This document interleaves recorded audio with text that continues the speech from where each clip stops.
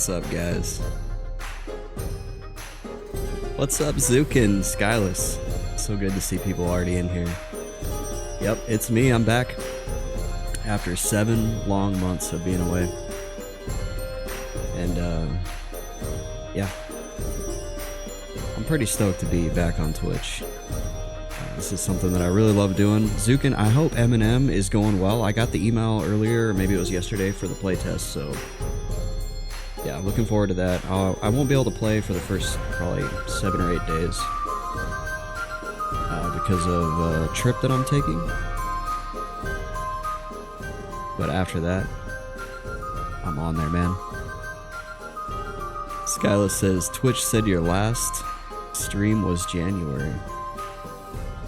Yeah, that sounds about right. I got pretty busy in February and then headed out to the Middle East, and that's where I was for the last 7 months, and now I'm back, and I'm super excited to be here on Twitch, hanging out with you guys. Unfortunately, I have another trip for January through April that I probably won't be able to stream, so at least for the next, like, 2 months, I'm going to try to stream as much as I can and try to finally finish Misterbestfrend. Skylar says, I think your math is off, but close enough. Yeah, I guess it's probably more like 9 months, you're right. It's about to be November. But yeah, here I am. Live and in the flesh.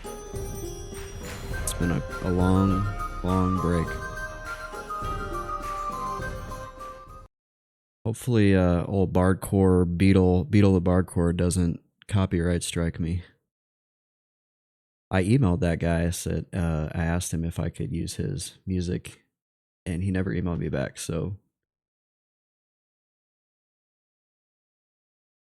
at any rate, Misterbestfrend is 22% to level 60.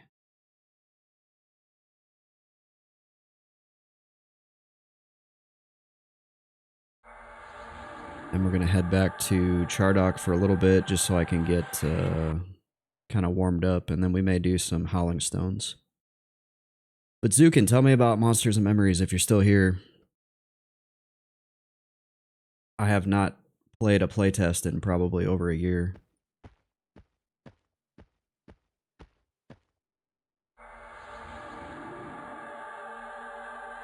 We are still just trucking along. Are you guys in like the are you in like the pre-release grind? On track for early access Q1 next year. Nice.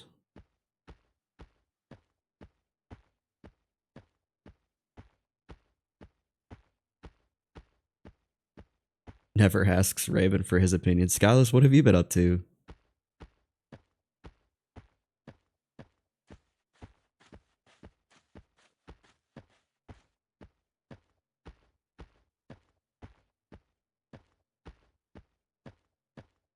I've probably missed a lot.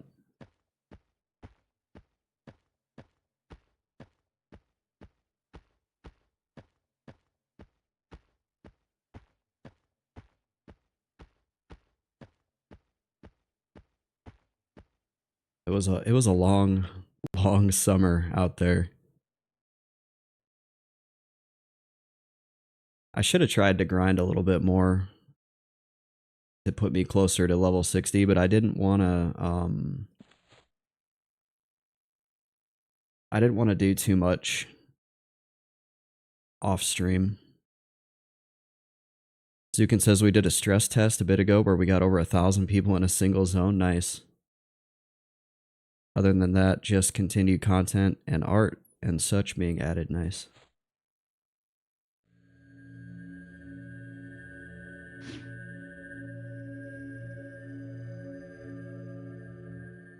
Let's see. I think I have all the spells I need to do this.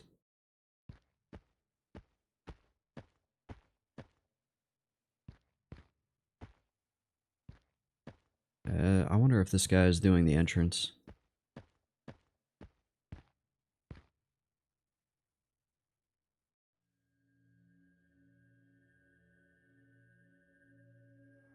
Thousand people in a zone, that's impressive. I remember playing it like back in I think one of the first stress tests, and it struggled.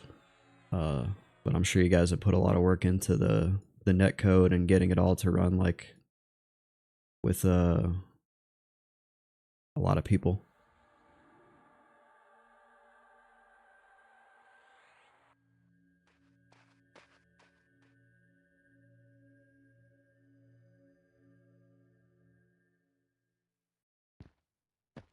Of course, I built this computer to be able to play Monsters and Memories because it did not run very well on my previous computer.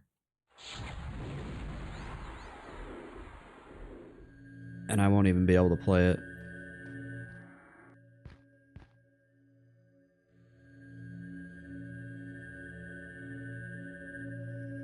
Scala says I've been busy playing games. Yeah, while I was gone, I played I played a lot of Binding of Isaac. Played some Guild Wars. I tried to play Final Fantasy XI. That game is freaking jank. I ended up giving up on that because I like messed up my install and it would have taken, it took like 12 hours to download the game. And I didn't want to have to re-download it, so I said, that's enough of that. Zukin says, we'll be here when you get back, just stay safe. I'll be in Las Vegas, actually. I'm just going to a class, but the class is going to be pretty, like, intense. It's like a selective class that you have to apply to get into, so I don't think I'm going to have time to stream.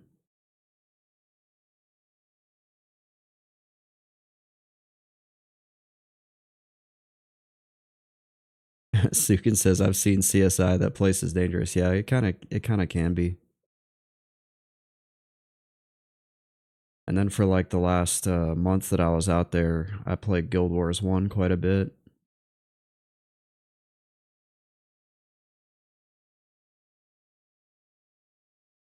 Was working on that God Walking Among Mere Mortals title that I've wanted to get for years.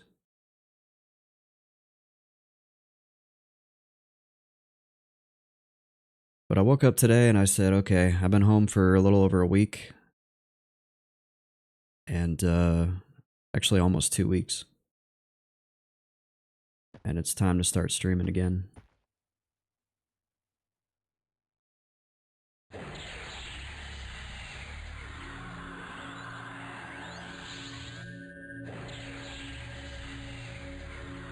Time to start getting this yellow bar filled up.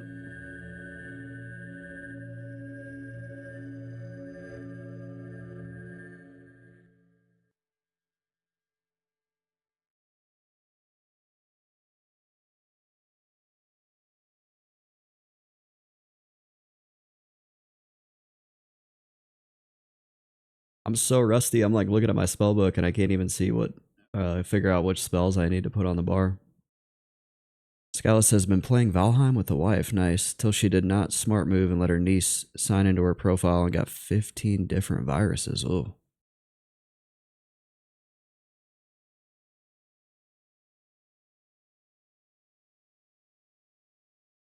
Ouch. Yeah, I'm going to do some warm up here and then I think I'm going to head out to Howling Stones and try to do a little bit faster experience at Howling Stones.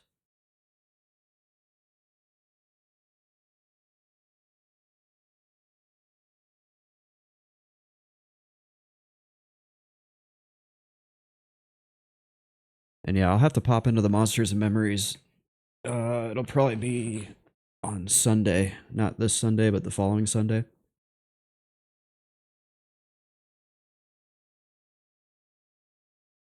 I'll probably have to make a new character. I imagine you guys wiped all the old characters.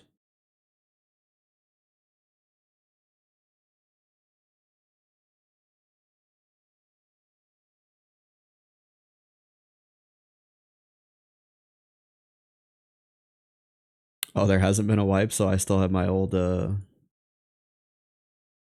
goblin necromancer, Gobnek.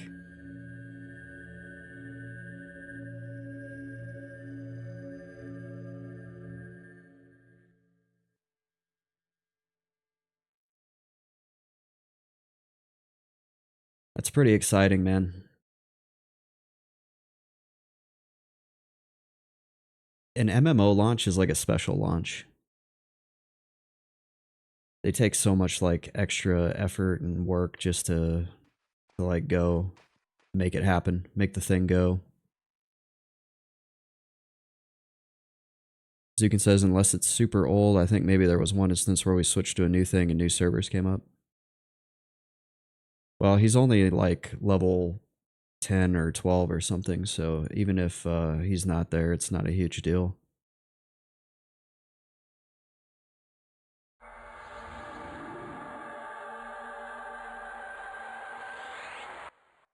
Skyla says her niece has a very greedy personality. If she can't have her own gaming laptop, she just ruins others.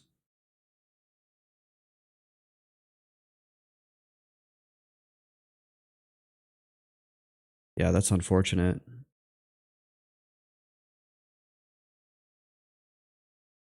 What else? What else have I been doing? Well, I'm getting ready to go visit my mom.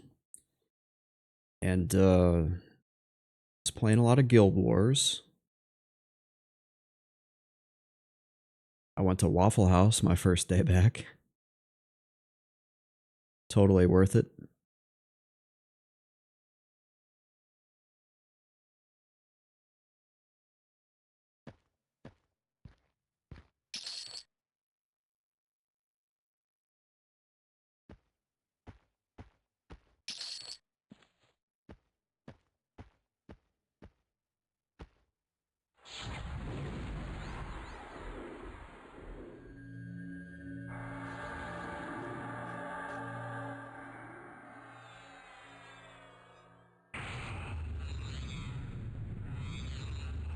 I was kind of hoping there was a. No, actually, I wasn't hoping there was a 3 a.m. Waffle House fight. It was like midnight, and I had just landed. I flew 27 hours.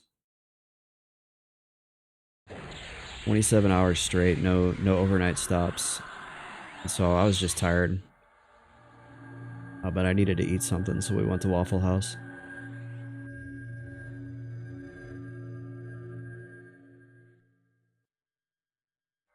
Yeah, it was rough.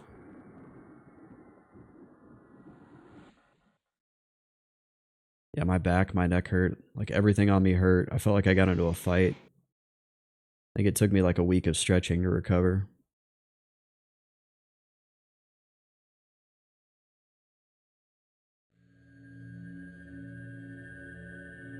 I'm gonna have to watch out because there's gonna be a respawn. I don't know when the Pather respawns.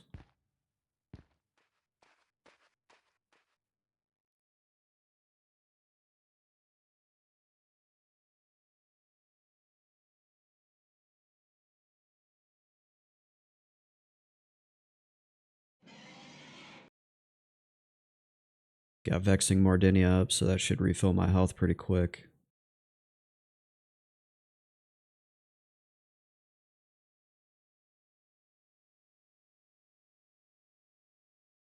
It was just nice to take a shower in like a nice, clean shower. The bathrooms out there were so freaking bad. I had better bathrooms in Africa when I went to Africa.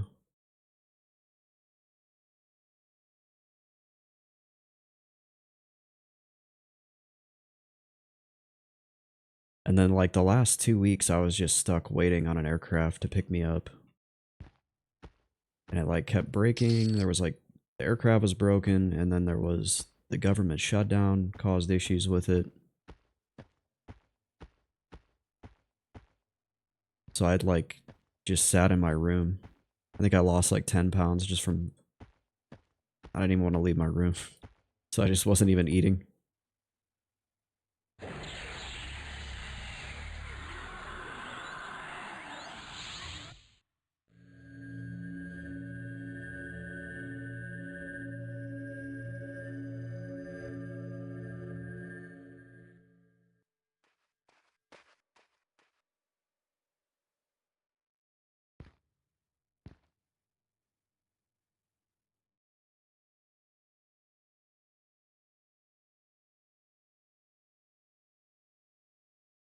I think I put like 100 hours into Guild Wars over those 10 days or so. It was pretty bad.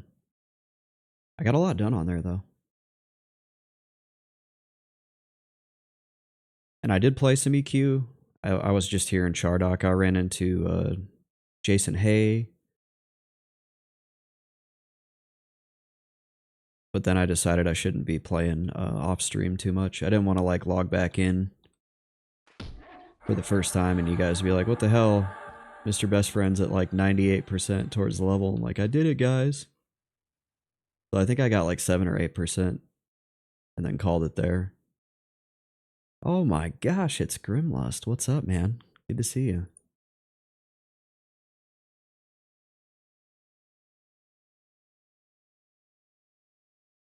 We got the whole gang back together. So I saw something interesting on the wiki. Or it wasn't on the wiki, what was it? It was on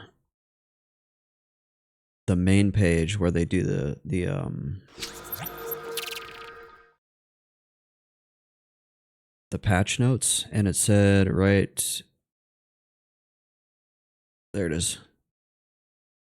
Ixar Tomb Raider now spawns. The Tomb Raider quest now works.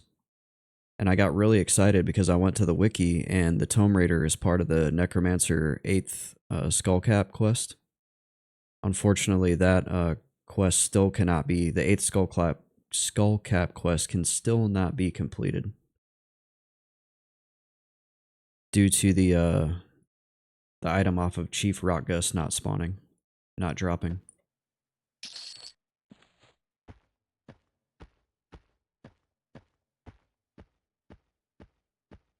So that was kind of a bummer.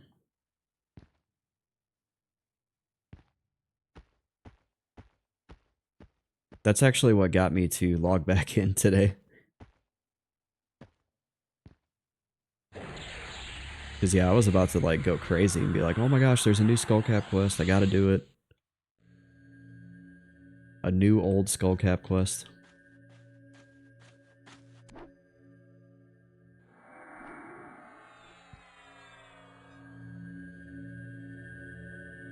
But they didn't add the drop off of Chief Rockgus until 2004, so it's like way outside the Velius timeline.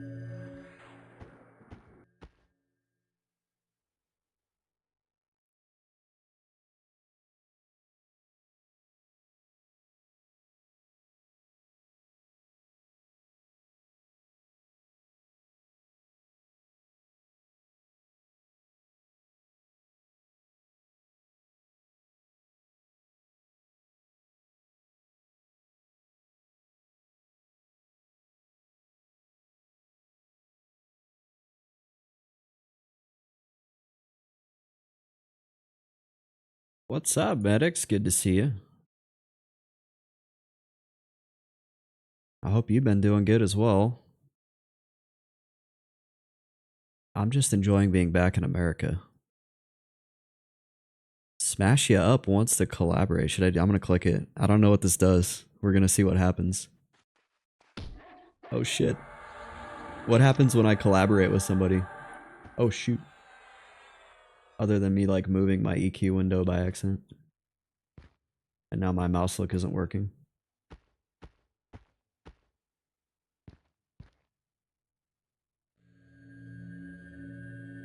Medics came back to P99. Nice. Smash you up is raiding with a party of 9. What's up, man? Oh my gosh, you guys are about to watch me die.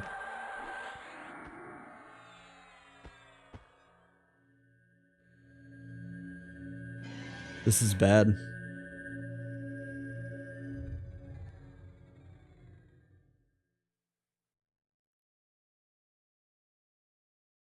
I gotta get mana skin back up, like, now.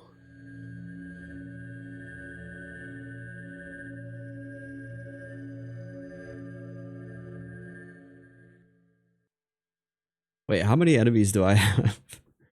I think I have 3 on me right now. Yeah, I haven't streamed or played in forever, and I'm like scuffing everything right now.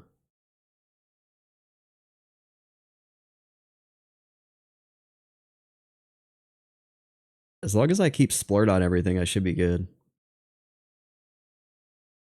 But I don't even have the mana right now to put Splurt on this guy, I don't think. I have just enough to drop Splurt on this dude, but I'm about to... Root's about to wear off one other enemy that I got.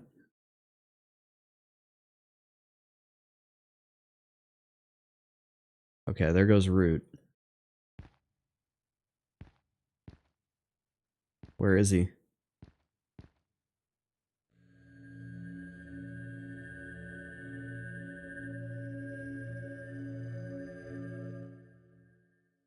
I don't know where this guy is.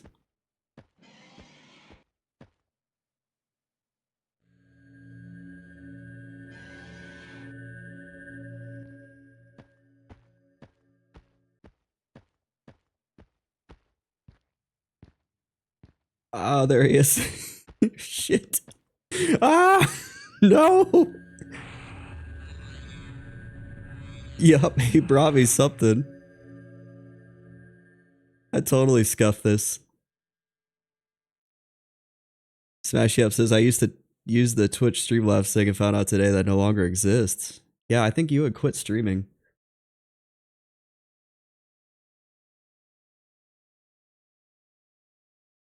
I scuffed this so bad. I don't even know what to do right now. Like, I need to gate out, but I'm gonna get trained if I even stand up.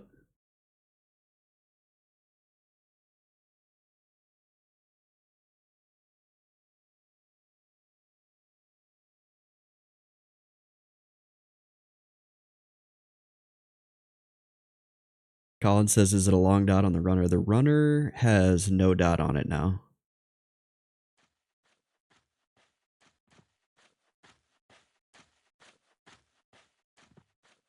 I think I can... Actually, if I camp, I think I can break aggro here.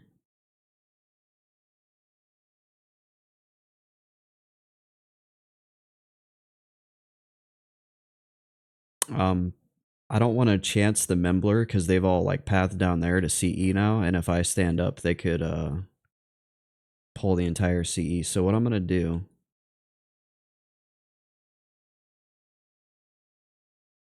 Oh wait, I can't camp. I gotta like disconnect.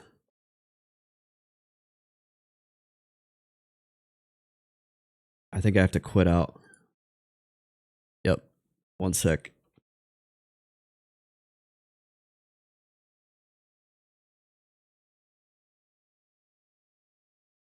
And then I'm gonna have to do this.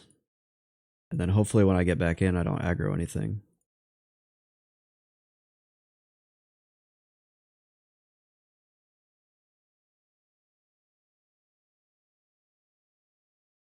I messed up the easiest camp in the game. Yeah, Necro hacks, you're right. I was in a decent spot to quit out, luckily. Oh, shoot. Now the game has crashed. Go figure.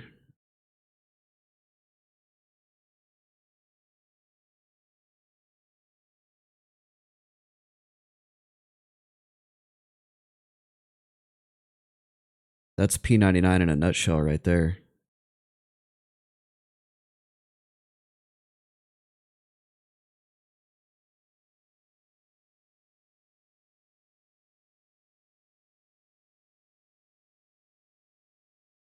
My business trip was pretty good.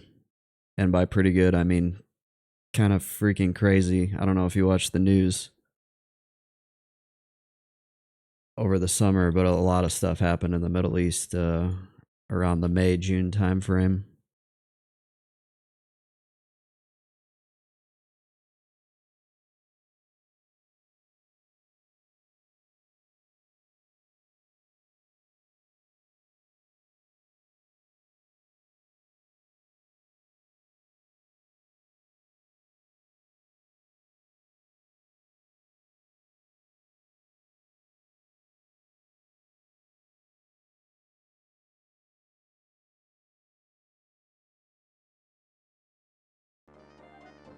So I'm yeah, let's see if it crashes whenever I click enter world, which is a huge possibility.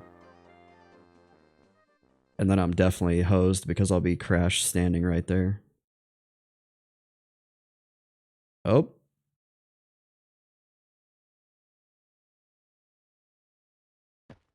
Oh no, oh no, oh no, oh no.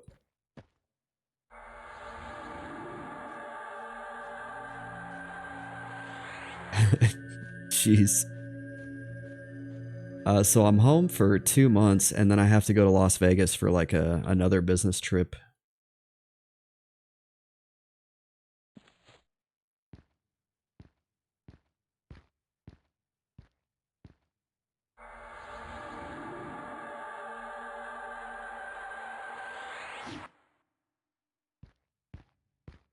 Nope, no pre-nerf for this guy. I'm too humble. I'm just a humble SSF.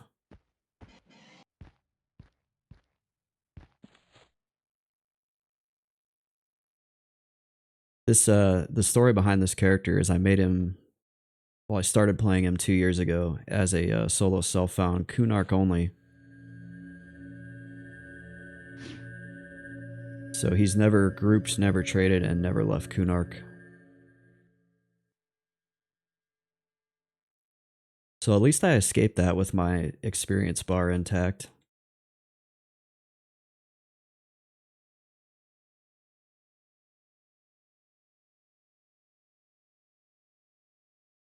I got a little bit dicey. And then Medics, you said you started playing P99 again and Smash You Up, you too, huh? Because, yeah, and you were on Starlink now, which that's surprising that you can stream on Starlink. Surprising in a good way. I'm actually glad that's working out for you. Oh shoot, here comes a dude. Yeah, I'm almost there. 22%. Wait, I don't want to root him on top of this XR. You should pause right here at the entrance.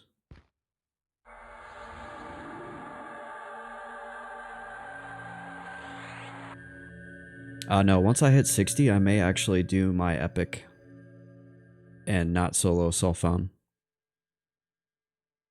Medic says I got 11 druid and broke his shit. What happened to your old characters? Let's see. Collins Place says my SK on blue has a pre-nerf. I totally forgot about it. Got one in Guild Run just before the nerf on blue and banked it for years. That's awesome.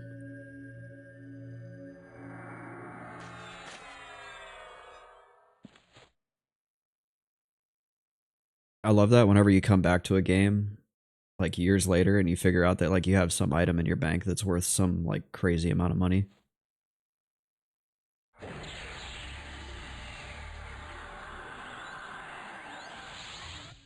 Got my cleric to 32 in the first week. Holy smokes.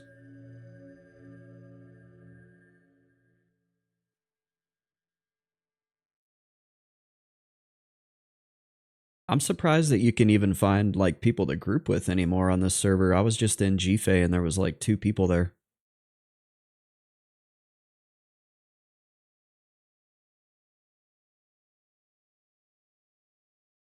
It kind of makes me sad to see P99 so oh yeah, and you were on blue, which is even like blue is like a freaking retirement home at this point.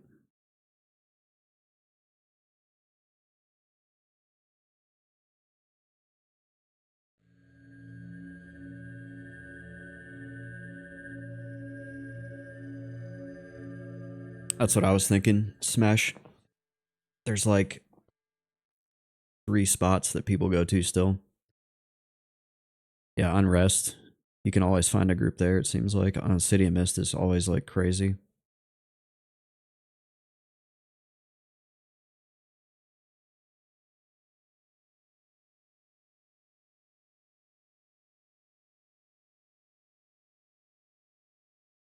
Unrest is hit or miss. Ugh. Yeah, if you can't find a group in Unrest, that's rough. Oh yeah, Split Paw. I like Split Paw. That's one of my favorites.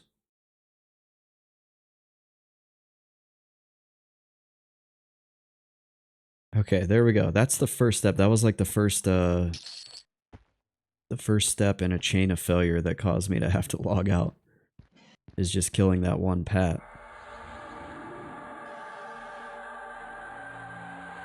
Actually, I think the exit is better than the entrance because you don't have to deal with that pat. I should have just went to the exit.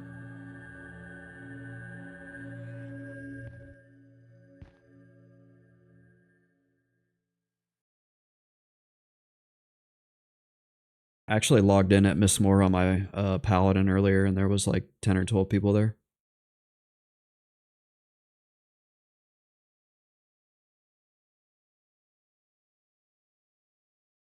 Split Paw, you either need a good group or ghetto the mobs up to the double doors.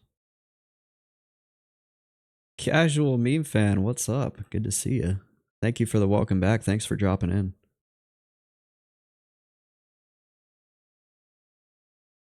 It's been a long time.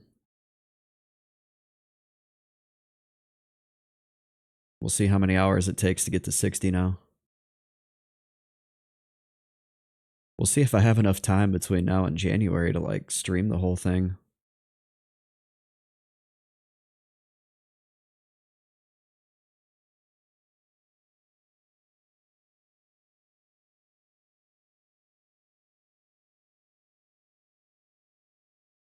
Staying here, I only get like 2.5% per hour sometimes.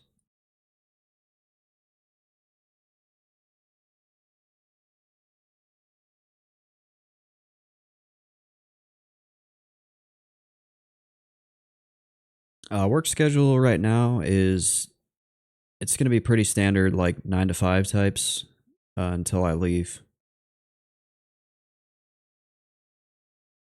I'm actually off work right now. I'm off work until the first week in November. But I'm going on a trip here in a few days. So I'll be out of the state, out of the house for the next 10 days or so. Then when I get back, I'll try to stream as much as I can to try to finish this out before I go on another trip. So that way at least I don't have something like floating in the background. And then if I want to do like my epic or whatever afterwards, I can. I think that'd be cool. Stream doing the epic. I'll have to find like a guild that wants to take me.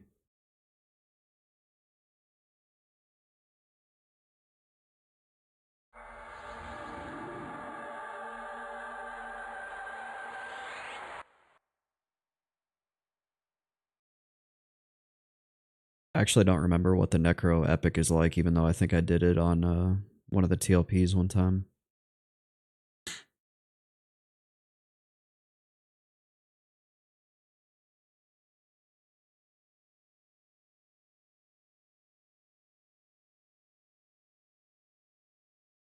Casual, I almost needed your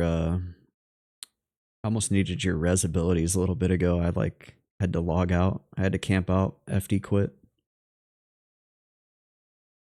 Colin says, ever group with your Necro? I like doing that for the heck of it sometimes just to do something different. Yeah, I do like grouping on the Necro.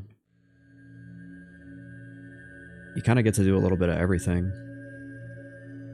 You can do damage, you can heal, give people mana, CC.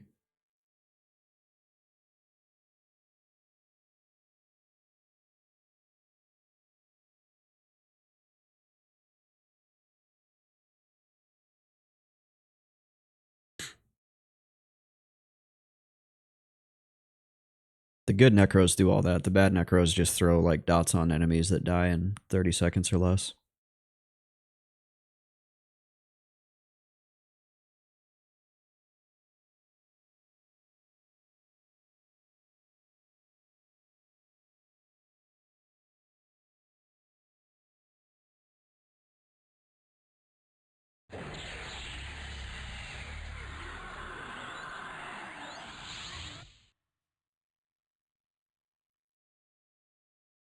I think it might be more mana efficient to just deflux these guys.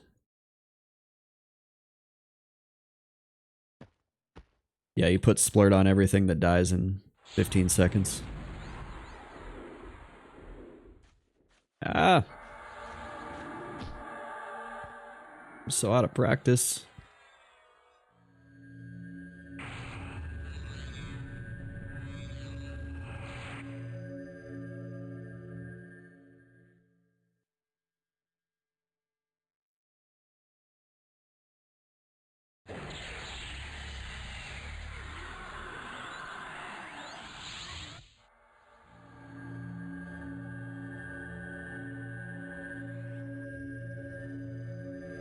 Ooh, my experience just rolled over.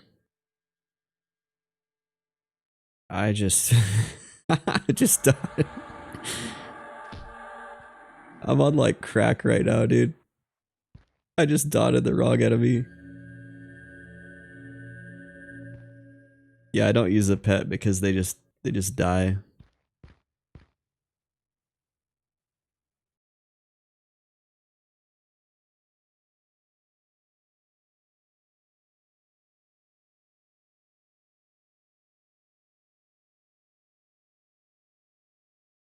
Okay, I still have mana skin up at least. I can't believe I dotted. Like I tabbed target failed.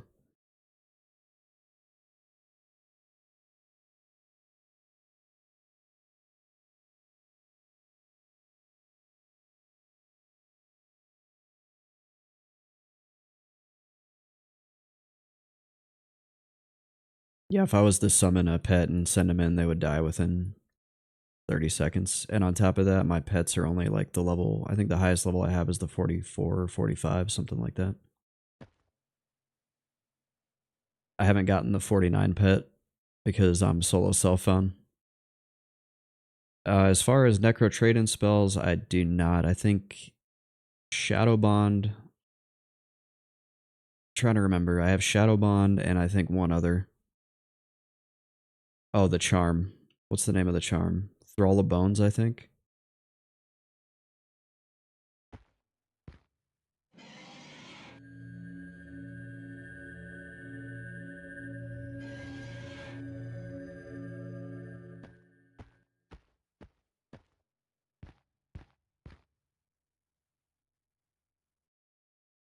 They're all drops. Every pet or every spell that I need is all drops. They're the ones that you trade in.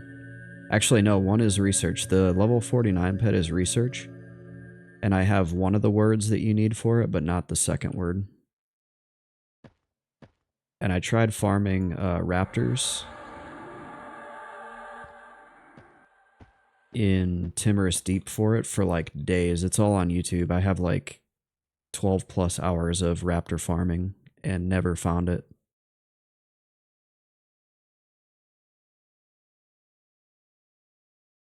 And it's just hours and hours of me getting my ass kicked by Dingus, the dinosaur. The named raptor that spawns out there. I freaking hate that guy. He's got like 3 times as much health as any of the other raptors and like twice as much MR.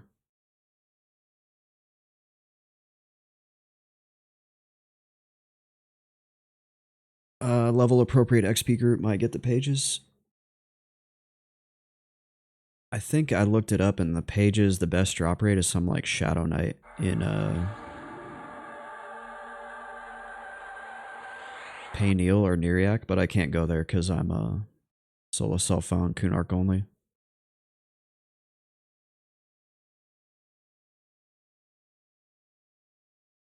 Oh, he's dead. Yes, we did it.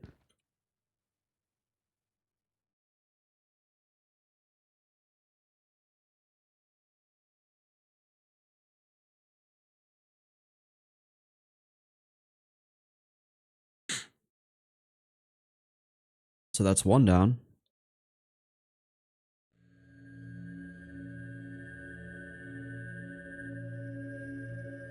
And yeah, my gear is like terrible because I haven't found a whole lot. And being Kunark-Only, like you would think you would find a bunch of stuff, but there's not actually a lot of good caster drops in Kunark until you hit the end game. Like this is out of Down Near, Tattered Tomb Shroud. Scaled Prowler Cloak is from Field of Bone. I think this is from Field of Bone. Tattered Leg Wrappings is from Down Near. Grave Sandals is from Down Near. It's basically like I went to Down Near and the Ogre in Timorous Deep and got like 90% of my gear. The only good one that I have, like really good item I have, is this guy right here, the Bracer of the Hidden. I got that off of Sarnax in the Sarnak fort. That was super lucky because that's what I'm using to cancel my my spell gem like reset. And I got that at like level 18 or 20 or something, or 25. And without that I wouldn't have like the spell gem GCD reset. but you'll notice whenever I do GCD resets, I have to self-target because the range on it is not good. So when I'm GCD resetting, I have to hit F then G to that's my hotkeys to make my cooldowns go away.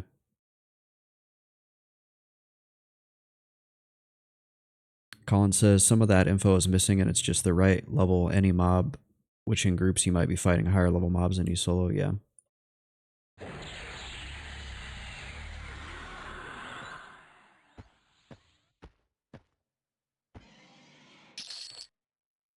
Yep, no Velius, no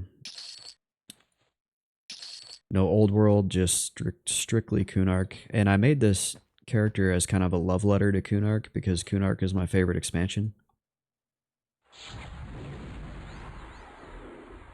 But I am like positively sick of Kunark at this point.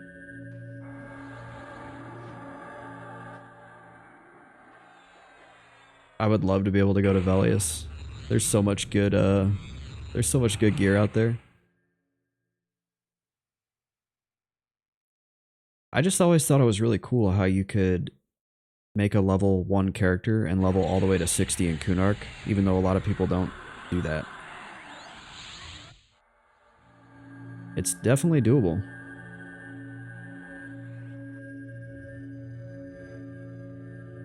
It's not optimal.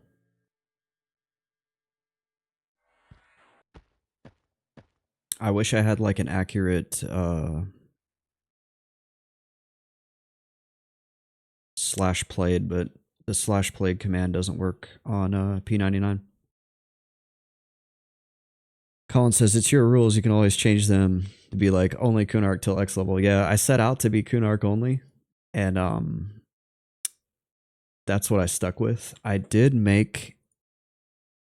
Let me see if I can pull it up.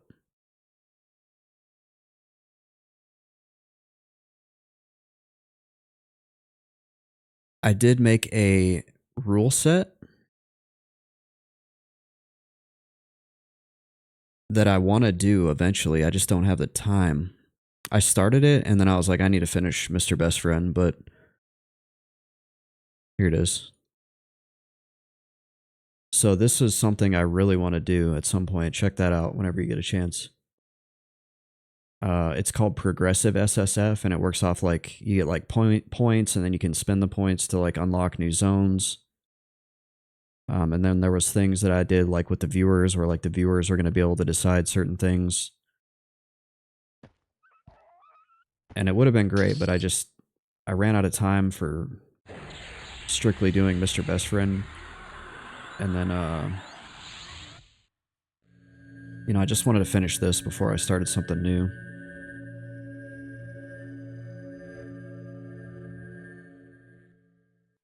But maybe eventually I'll get around to doing that as well. Also, I'm going to get the Pat here soon. I think I'll have just enough time to kill this guy, and then I'll deal with the Pat.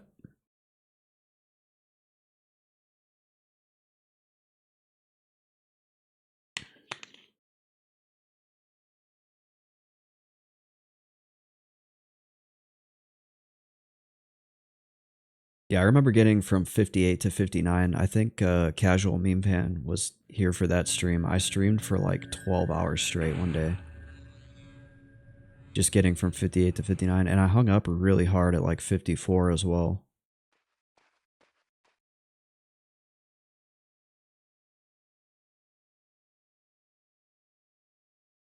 And then 55 to 58 went really fast.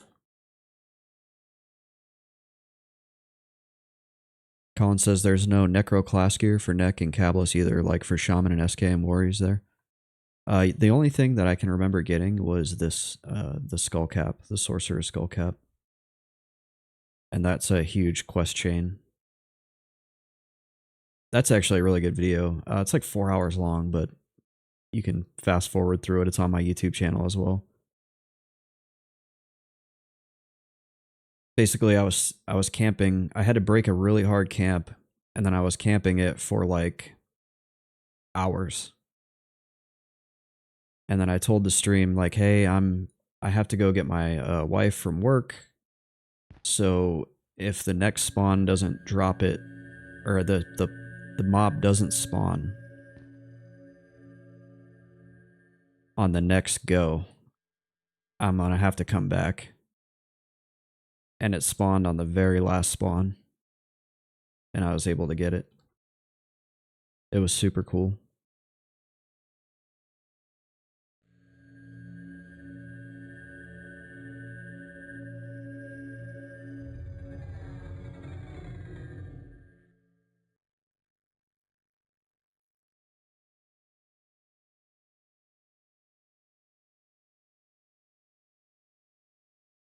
And I really didn't want to have to re-break that camp because it's super hard. It's the if you've ever been to Dalnir, the church, and you have all the Sarnak in like the pews in the chairs watching, and you have to break the 3 that are up on the platform. Kazuma Outlands, what's up? Welcome to the stream. First MMocracy stream in like 9 months. Good to be back. Yeah, it was like super hard. I had to like fight 2 at once, and I don't even remember how I did it now. Kazuma says, I just started on P99, pretty new to EQ in general. Dude, I'm so jealous. I would love to play EQ again for the first time, although I don't know if it would have the same magic now that it did back then.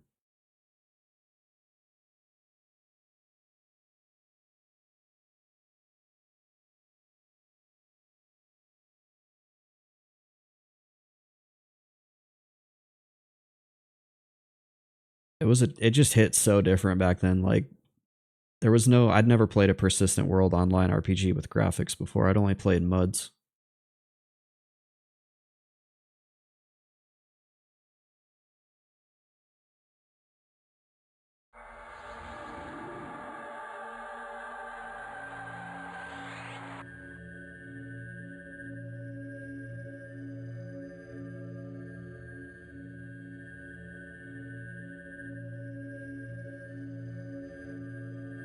Kazuma says it's fun so far, although definitely confusing. What did you decide to go with? What was your first choice in character?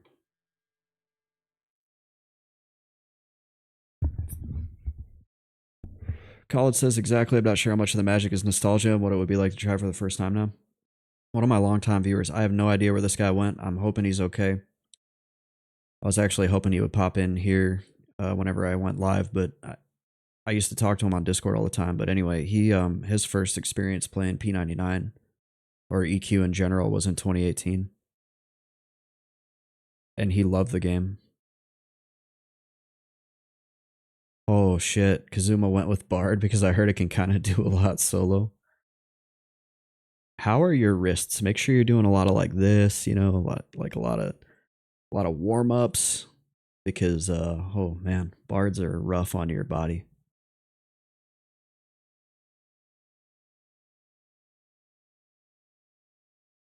You will be able to solo though, and by solo I mean disrupt entire zones of poor people that are trying to level. Everybody loves the bards.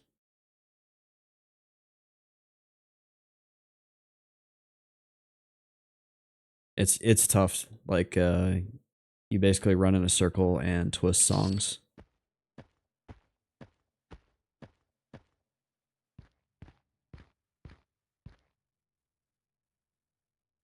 I need a new mana skin.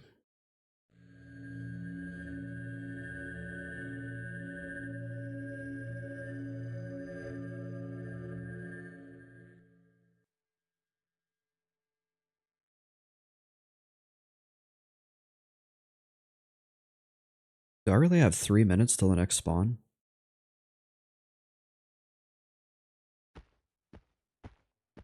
That can't be right.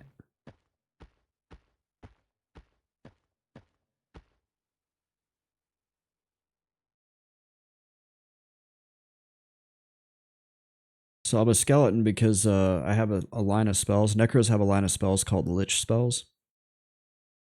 And the first couple just, They all drain your health to give you increased mana regen. The first couple just don't have a visual effect. But once you hit level 34, you get the spell Call of Bones right here. And that one turns you into a skeleton whenever you use it. And then now I'm using Lich, which is level 49.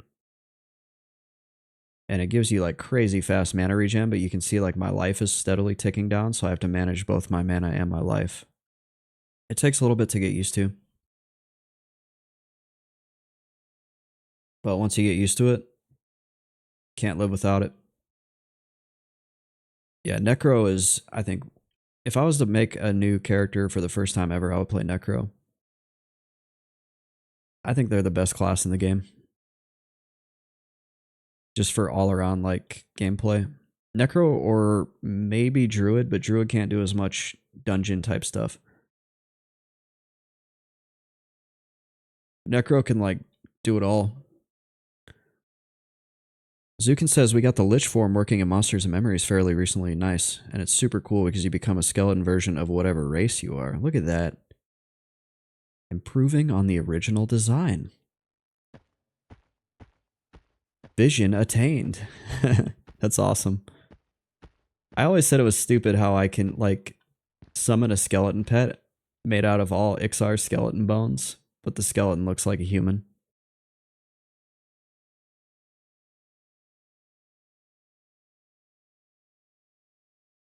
Ooh, Kazuma just asked what's Monsters and Memories. So Monsters and Memories is basically an indie developed MMO that is staying true to the vision of EverQuest and just tactfully improving upon it. I don't know what all changes or like differences they've made because I haven't played the playtest in like super long. Smashy Up says Necro, Bard, Mage, Druid, probably best starter classes. Can solo great and don't need gear. Yes. Yeah, you can definitely keep going with the Bard. Don't let us dissuade you. I just don't like the playstyle personally. It's way too many buttons. My aging gamer wrists can't handle it.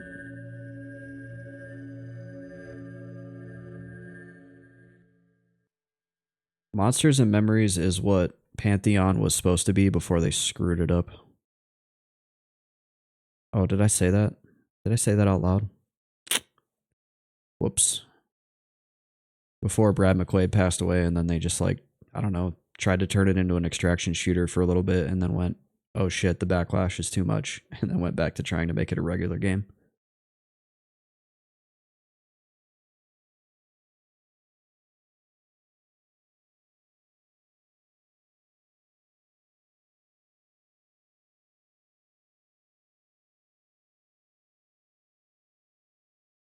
I just don't like bards because they freaking show up to a zone and then they just take all the mobs. And then poor little SSF players like me are like, where's all the mobs?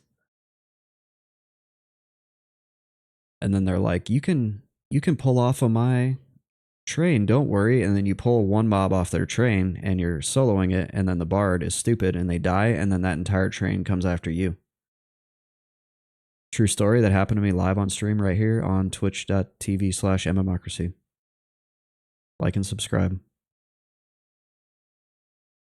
It happened at Raptors, actually. I was super pissed.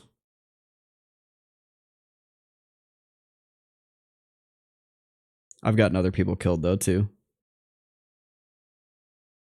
Like old Juke,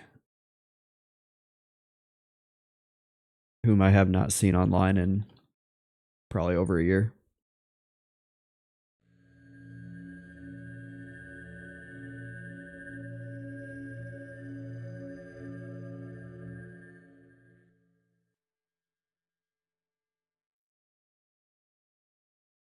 I think Druid is the perfect, like, first ever starter class, though.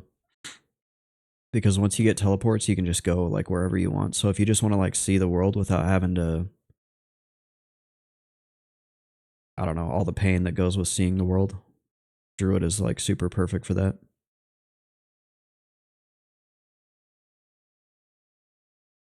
Colin says, "Oh my god, I tried to never be that bard. The zone disrupts." Yeah, I went to Raptors one time to try to farm my pet, and there was a bard out there had all the Raptors.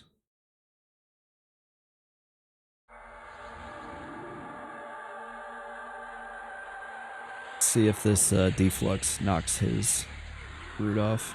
Nope. Yeah, Druid is like Druid's perfect for if you play and you have small kids, because you can go do a quad kite and then just sit quietly in a corner while you, like, I don't know, read a story to your kids or make them lunch or whatever, and then come back to your computer and do another quad kite. Druid's like a teleworking class. You could like quad and then med while you answer emails, and then come back 20 minutes later and do another quad.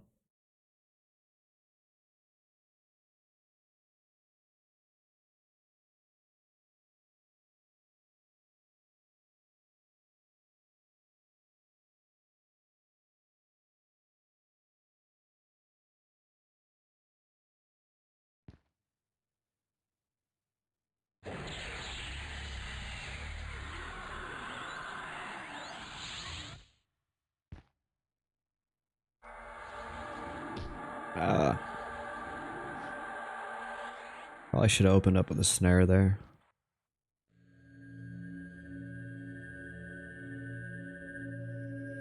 Yeah, druids start really slow. Like Medic said, it takes till you're probably 29, I think, or 34. Actually, no, once you hit 18, 19, whenever you can go to Eastern Karana and do the animal charm on the dogs out there, that's whenever they start getting good. College says, true story, I took my newbie bard in the 20s to Kunark to do LOIO and stuff via boat to OT outpost, and was getting hate tells right as I zone in just for being a bard. I totally believe that. Get out of here, bard. We don't like your kind here. You've ruined your own lands. Norath is the most racist place ever.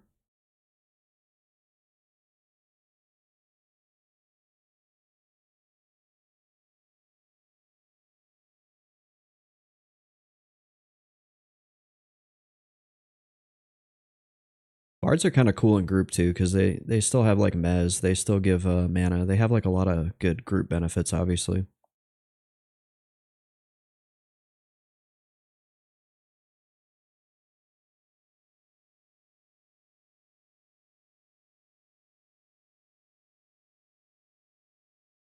At least you didn't pick like wizard.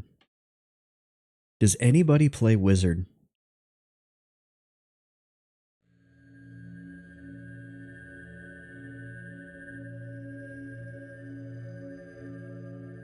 I feel like wizard has got to be. What do you guys think the worst class in P99 era is? Casual says I have a 60 whiz on blue. Oh my gosh, God bless you.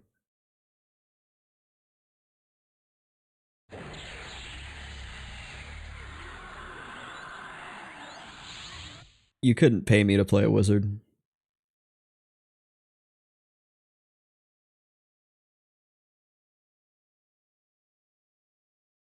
Let's see.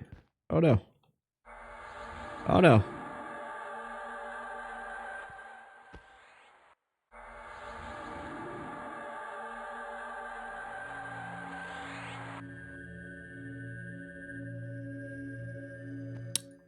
Let's see, casual. Oh, it's Kern Stern says, like, generally, are you talking like rating? I mean, I guess kind of across the board, like leveling experience all the way up to end game / rating. Yeah, Druid's probably up there. Even though, well, I think Druid is great as like a beginner class because you can travel anywhere and you can go do a lot of quests and see the world. But like you're going to hit a point where if you really love this game where Druid is not going to fulfill you because they're not good for end game groups and raiding. Casual says it is fun in bursts of 30 seconds every 20 minutes. Yeah. Colin says worst probably Rogue or Ranger. Ooh, I forgot about Ranger. Yeah, Ranger didn't get fixed until what? Velius? Or I mean, Lucklin? When did Ranger actually like come into its own? Because I feel like right in this era, like Ranger is not good.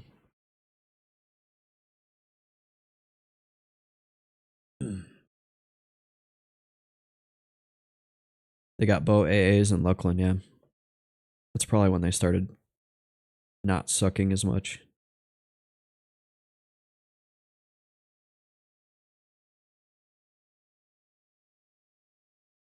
Smashy Up says headshot with POP. Wasn't it post POP when they fixed it so Bow was viable? Range DPS.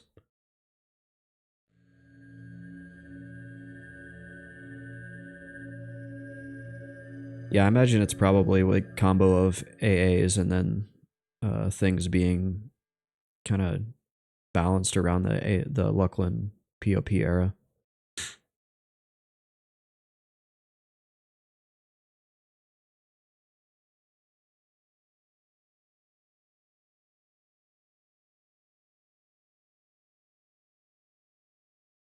I think Ranger is cool for like the class fantasy though. I really like the outdoorsman. You know, you got the travel spells, you got the dual wielding the swords, the Legolas style fantasy.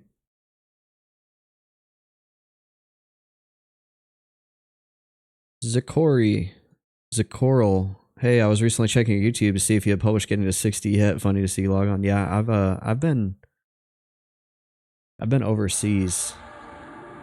So I just got back a couple weeks ago and finally got back to streaming again. But I'm glad you could catch the stream. That's awesome. I'm glad that people are still checking out the YouTube as well, even though it hasn't been active. Smashy says, I remember I could volley arrows and headshot on my ranger on live. It was sick for power leveling. Nice. Oh, thank you for the follow.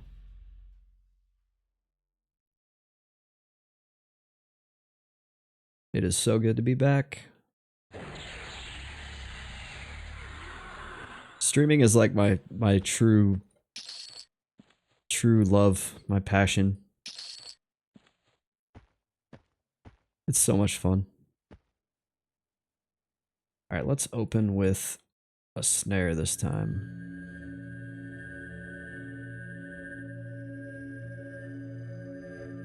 I don't want to root him too close down there because there is a pat.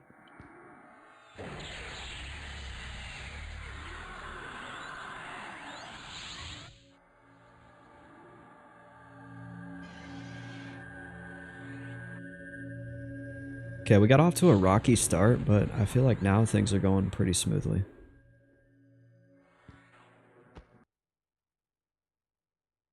Oh shit, when is that pat coming?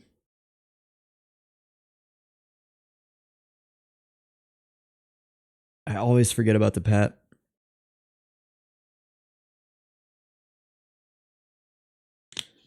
Colin says, what do I know? I regularly play tank on my bard. Tank bard?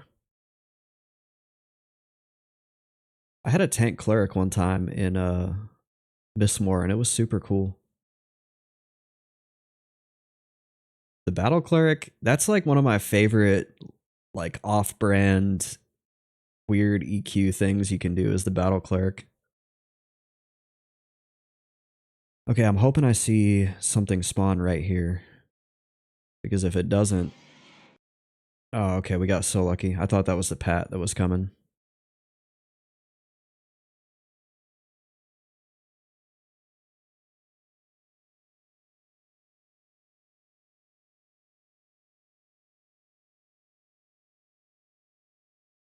Colin says, play it in high aggro songs only when can't find a real tank and only on trash pulls. Yeah.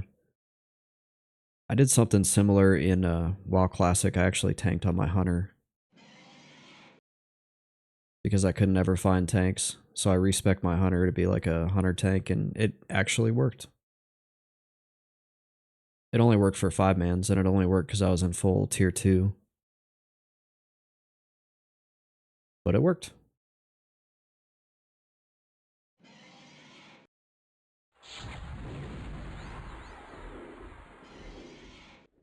Isn't it the worst when your dots wear off and your enemy has like 8% left?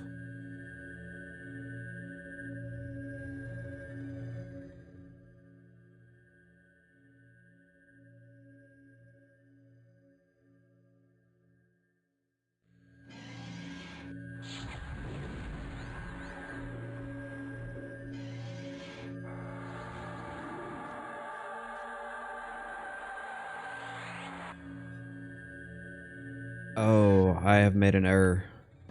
We're gonna get the pat here in like a minute.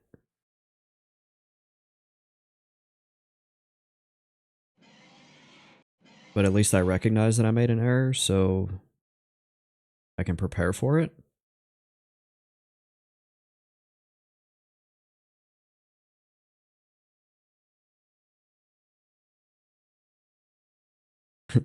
Collins says, same with Battle Cleric, done that a few times, and the group had 2 clerics with no tank, and that stun that your cleric was told to never use because it pulls aggro. It does pull aggro. Yeah, you have like, don't you have Flash of Light too? It works surprisingly well, and especially if you're fighting undead. You have like Flash of Light, undead nukes to stun.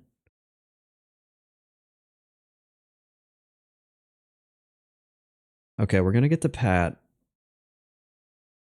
I can just run back and meet the pat because I don't have anything spawning for 7 minutes.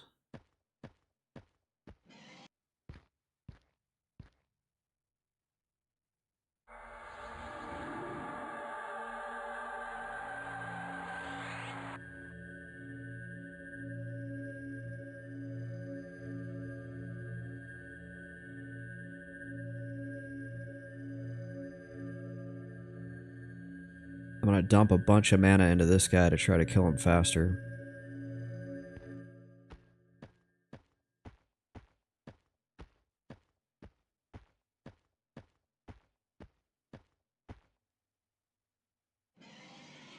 And Splurt just wore off him, so...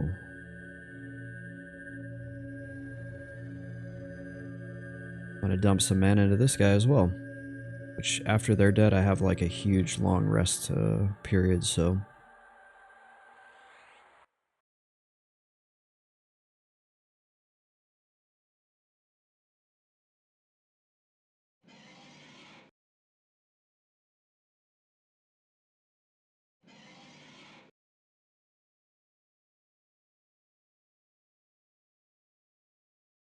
I have heard about this. Collins, the Necro tank, where you life tap, you can use Vexing Mordinia.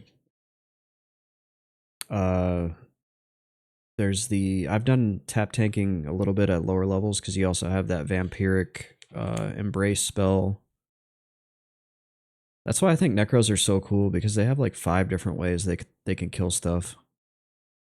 You have tap tanking, root rotting, fear kiting, pet tank and spank, charming. Like, Necro is like the variety class. You can do a little bit of everything.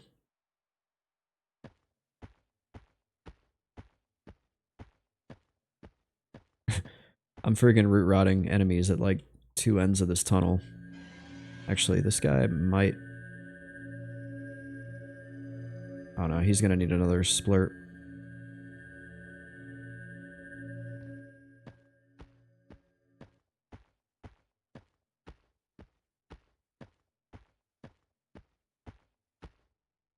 And I'm gonna top off my health.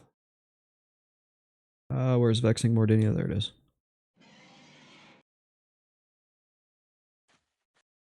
Oh, you get back here.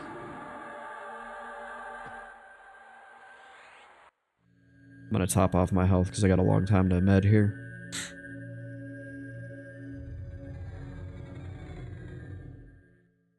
Colin says, I just like trying all the things with whatever class, and sometimes you just need a roll filled. Yeah. I've been a main healer in a group actually on a Necro before. It was a long time ago, but I've done it.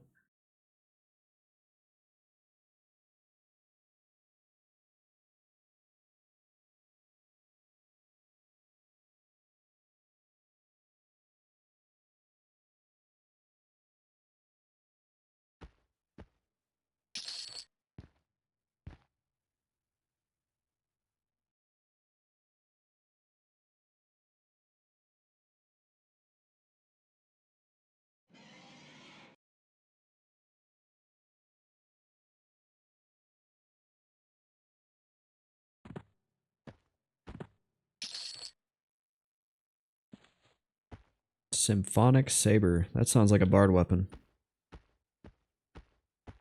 Well, there you go. What was it?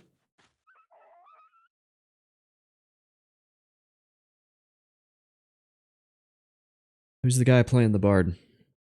I haven't seen a chat in a while. Kazuma. If you want this weapon, Kazuma, you can have it. It's a bard weapon. It gives you 10 charisma, actually. That's pretty good. I'm pretty sure I just swallowed a bug. Oh, this is these power beads of the mourner. Oh, prayer beads of the mourner. I'm pretty sure this is for the holiday event.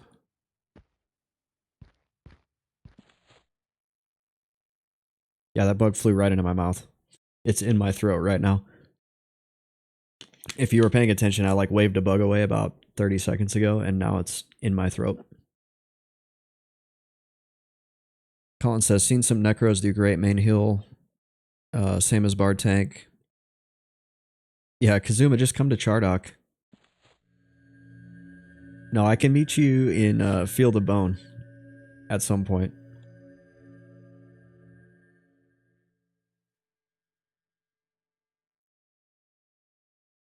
Where do you turn these in at? For those of you guys that have been playing, do you know where to turn in these the mourner prayer beads?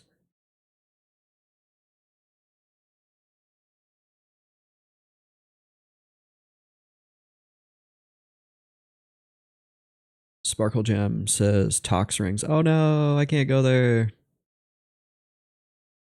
I guess I gotta hit level 60 before what is it? It's over like November 12th or something. I'll just cancel my flight to see my mom. And I'll get the poop socks out. Which I'm probably gonna have to order a new set of poop socks on Amazon. You need beads, locket, and ring.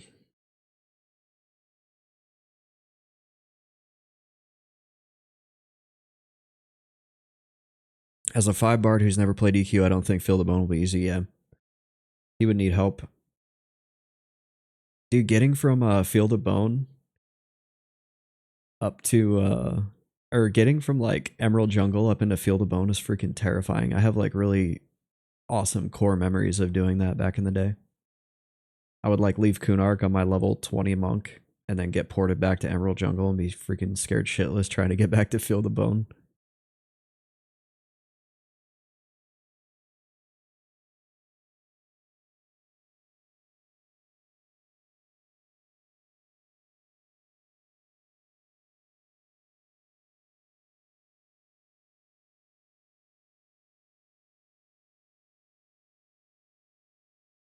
Imagine Kinos to Feel the Bone on my first tune. Dude, just getting from Kinos to Hollis. Because my first tune... Oh, shit. My first tune was a human warrior in Kinos. And just getting to Hollis was like scary as shit.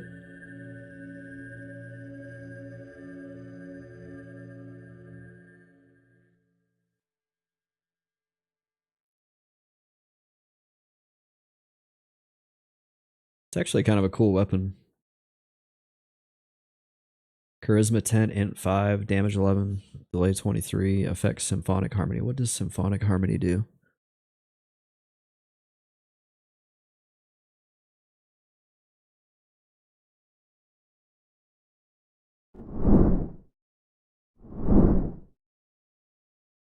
Symphonic harmony drifts across your target's body, causing forgetfulness. Oh, it's like a memblur. Decrease hate by 100. This says this spell is cast by NPCs only. I'm not buying it. It says that you have symphonic harmony on this symphonic saber.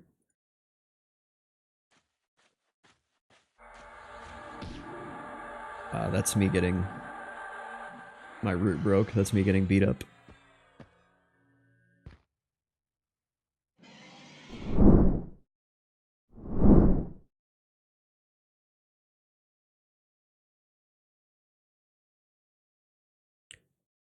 Colin says, my first tomb was a human ranger in Surefall, and I rage quit for 2 days because the exit to the zone looked to me like a dungeon entrance.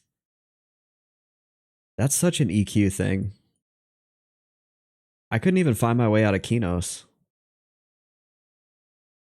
I was standing in Kinos, like looking around, and then finally a dwarf found me.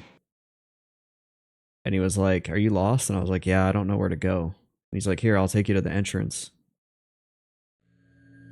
And he took me to the entrance at Kinos, and I looked out at the newbie garden, and I saw all the players like fighting. Like I remember seeing a bat explode with like the fire spell. Somebody had just cast a fire spell on a bat. And then I just like looked around at all the players out there, and it hit me with like this magic EQ moment where I was like, oh, this is like the coolest thing ever. Because prior to that, like none of the games were graphical that I had played. They were all like MUDs that are text based.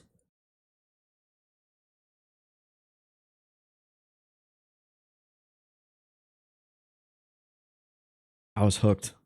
From that moment on, I was hooked, and here I am, what, 25 years later, still doing it.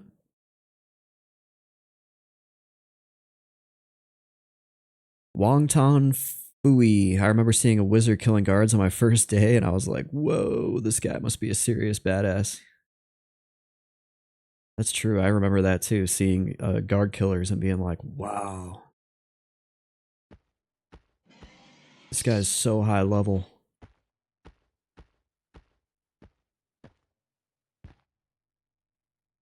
Killing guards is like the best way to make money and level up.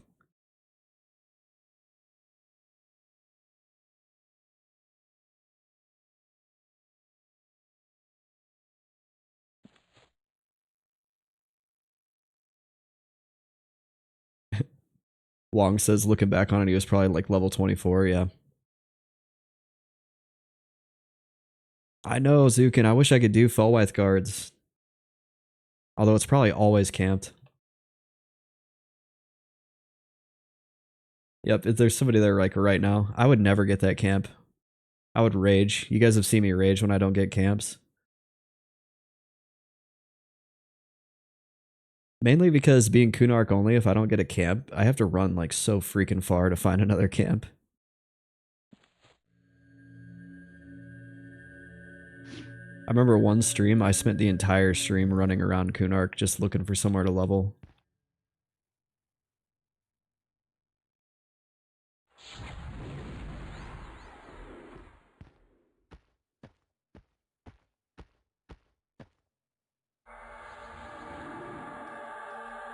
Oh no. Spell interrupted. And my buff wore off.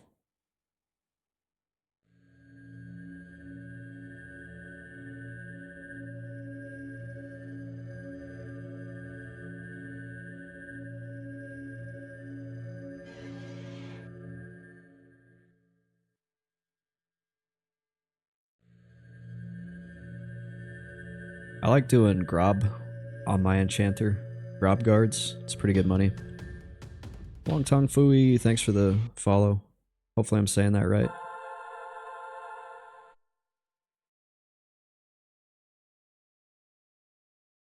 Those of you guys that have been around like a long time, I don't know if there's any long time viewers. I used to stream on my enchanter like all the time.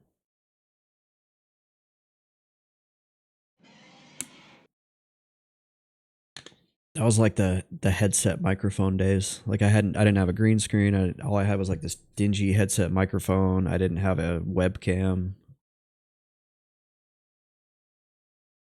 And yet somehow I ended up with like 25, 30 viewers regularly in my stream. Of course, that was back in like the COVID days when there was a lot of people watching Twitch.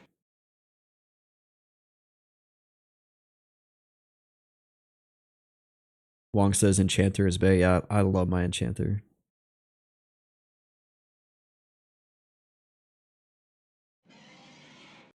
I can do Skyfire Trash, Collins, but it is incredibly tedious without Spirit of Wolf. And they do drop spells, you're right. But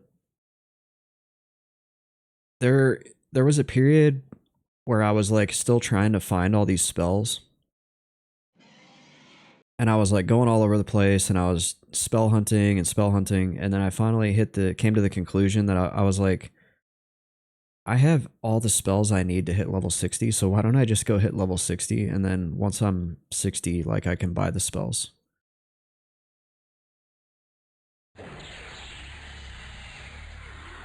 Because yeah, I called it the Spell Hunt series. It's on my YouTube. There's probably like 10 or 12 videos of me just like running around looking for spells.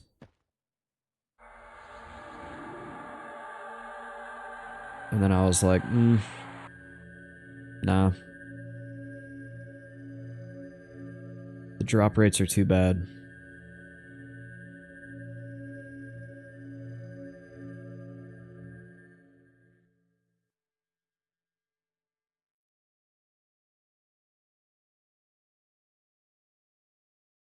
Yeah, supposedly one of my viewers was going to give me J boots whenever I hit 60, but it's taken me so long to hit 60 that he doesn't even have EQ installed anymore. I talked to him recently. He's completely quit.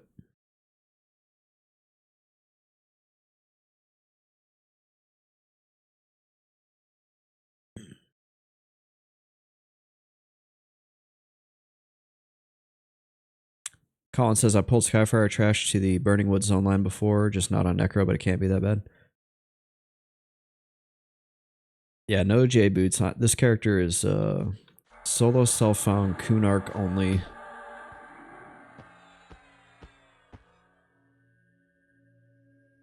He has never left Kunark.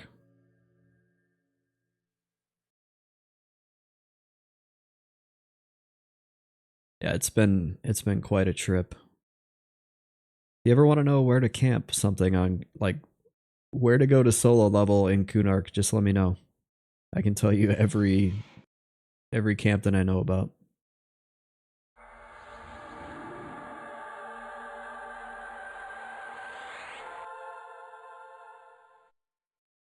I probably know camps that... Oh, come on, dude. I probably know camps that a lot of people don't, just by virtue of having to go find all these niche, weird spots to level.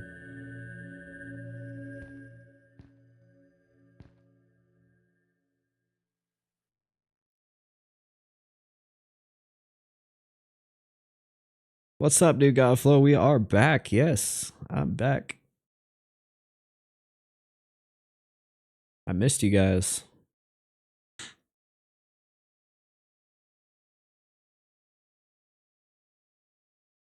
I do have an OT hammer. I've got it right here. So I have Circlet of Shadows. I camped that. I got the OT hammer. I got the earring off of Rock Gus. The 7th rank Necro skull cap. Sheer Bone Mask came off the Ogre in Timorous Deep. He's around level 35. Oh wait, Skull of Torture this came from Kern's Tower. Bat Skull Earring was Chief Uwamp or Great Uwamp out in TD. Dazak Begirding. I think I got this here. I think this dropped here in Chardok. Rotbone Bracelet, I'm pretty sure that's Droga. Down near for the arms, down near for the gloves. The arms, gloves, robe, and pants and shoes are all from down there. Bracer of the Hidden from Sarnak Fort. Obsidian Ring of Quintessence is City of Mist. Sarnak Ceremonial Dagger was Sarnak Fort. Tome of the Eternal. Where did I get Tome of the Eternal at? I actually made a spreadsheet of all the gear I needed to find, but it like kind of ran out pretty quick. Like what I had in my mind was like I'd be out doing these like epic gear hunts and all these crazy quests, and really the only epic gear hunt I had was down there. But if you wanna know what somebody who can navigate down near blindfolded looks like, right here. I've spent so many hours in down there on this character. A lot of people like avoid the shit out of that zone, and I know like so much about it. Yeah, a lot of people are like, I freaking hate that zone. Yep, Collins just said I hate that zone, and I'm over here like I love down there. I think it's Stockholm syndrome.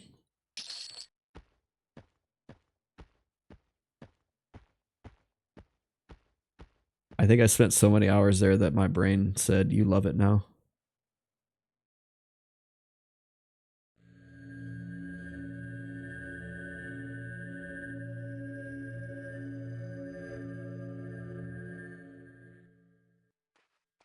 Oh, I hate it when it does that. This little ledge blocks line of sight. And if you don't time your route right, it gets caught right in there as it lands.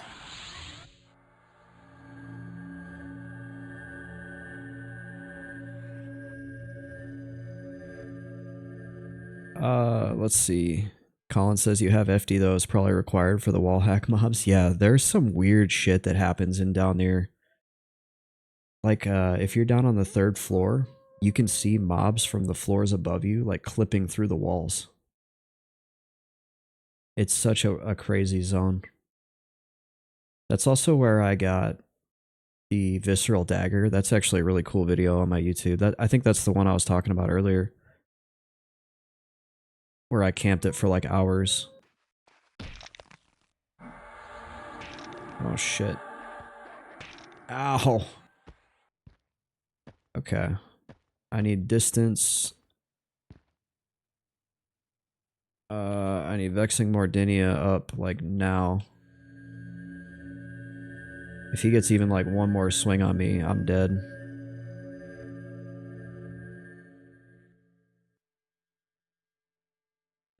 Two root breaks in a row. We'll do that.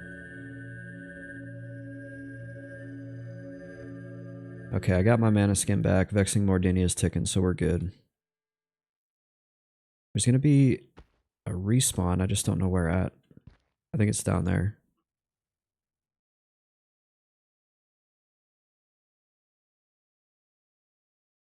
Yeah, that quest, the Visceral Dagger quest, was like the only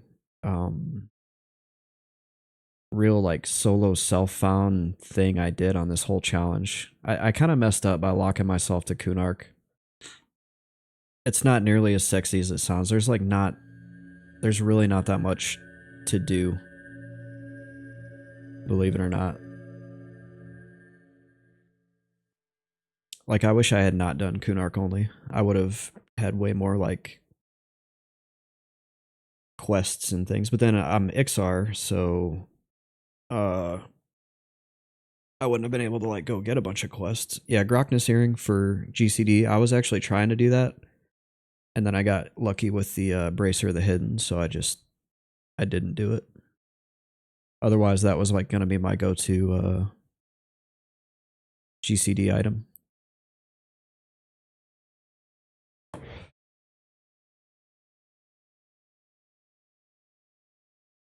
I do need to do the Gazugi ring. You're right.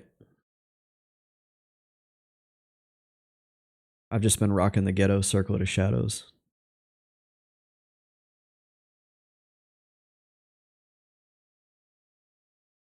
How hard is that Gazugi ring to get? I don't think it's that hard, right? Oh my gosh. I need to go to the exit. I totally forgot about the pat.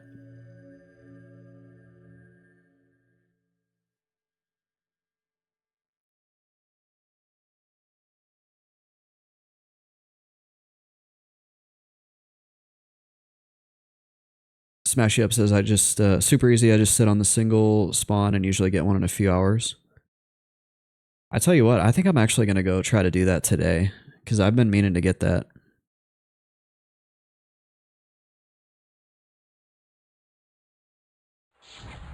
Where is that? Lake of Ill Omen?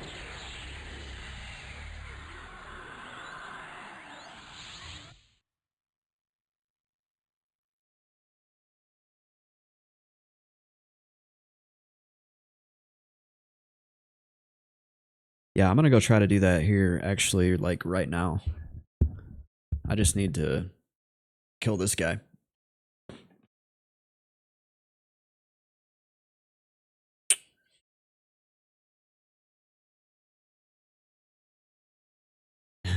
Colin says peeps get Gazoogie in first hour, others spend days there. I fall in the days category. That sucks. If you lose the placeholder, you got to find it again, which sucks. Yeah. So what you're saying is like go pee now. What's the fastest way to Lake of Ill Omen from where I'm at?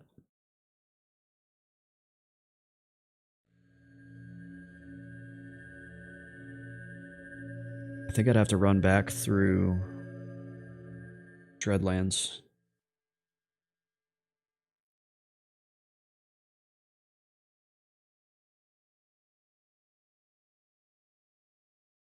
Probably DK says Dreadlands, yeah.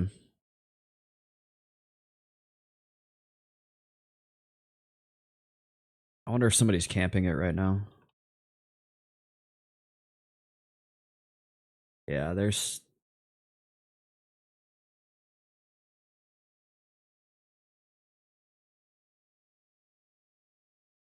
somebody out there. I bet you there's somebody camping it. You know what other camp I need to do is the cool staff from K Sora.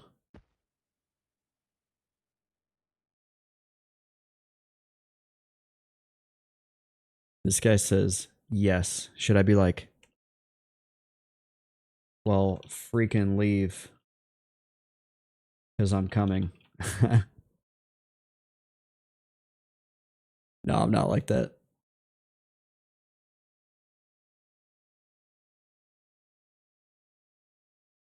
Yeah, I actually really want that ring. Yeah, pack it up. I'm on the way. Bitch.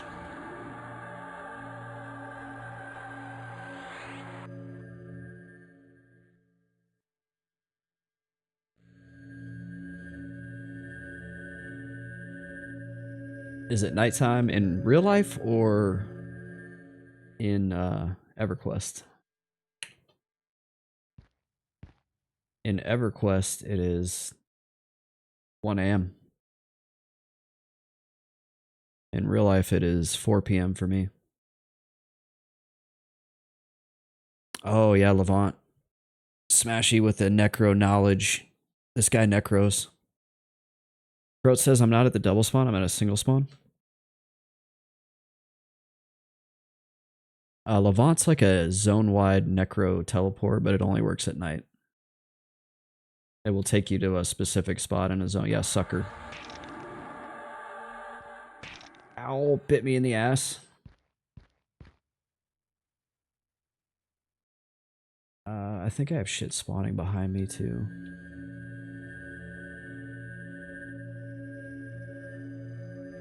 It is super random.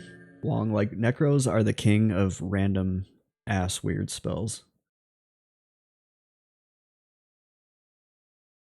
They get all kinds of like weird utility spells.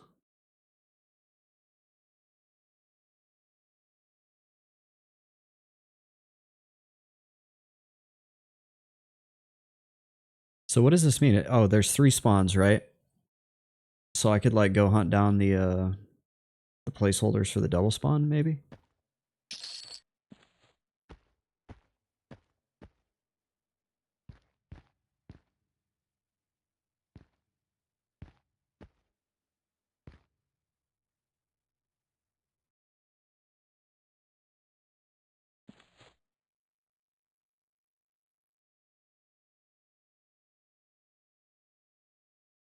I'm gonna give that a shot. Plus, like, who knows? Maybe that guy will leave. College says, I hated my first Necro. I rolled in a guild alt group and I had to watch everyone deal with it when I could only self-invis as we traveled.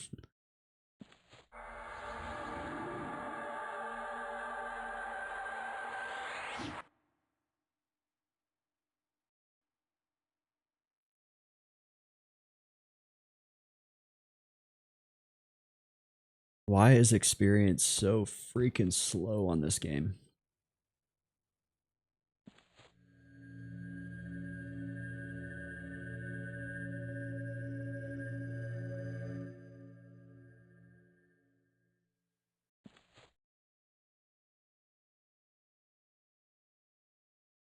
Let's see, do I have Levant? I do have Levant. What a weird name for a spell, too. Alright, I'm going to... I'm gonna hit the head real quick before I start this. Be right back. Why does that say starting soon?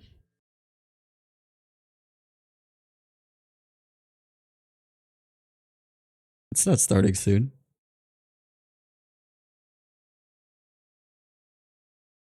Wait. Now it says be right back. Smashy Up says, oh no, it's gonna be too late. Okay, alright, we're going for it then. We gotta, oh my gosh, it's already 2 a.m. We got a hammer.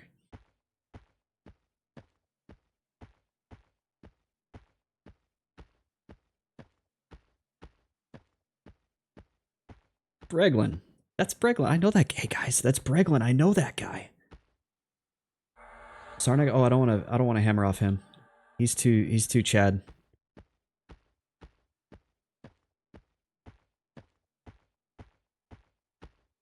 Hopefully the hammer procs.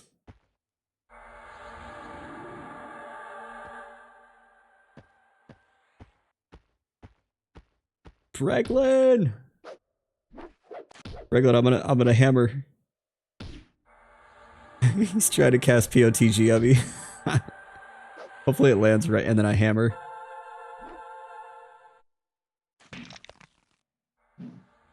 Oh yeah, I should be fearing, you're right.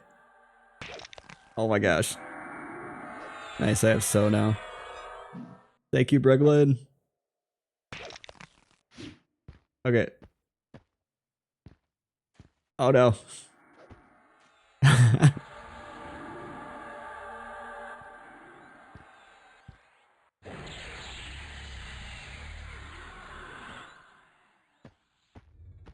Oh jeez.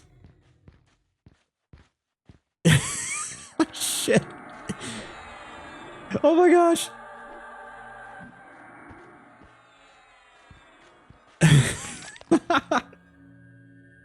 I have 4 freaking mobs. I'm running away.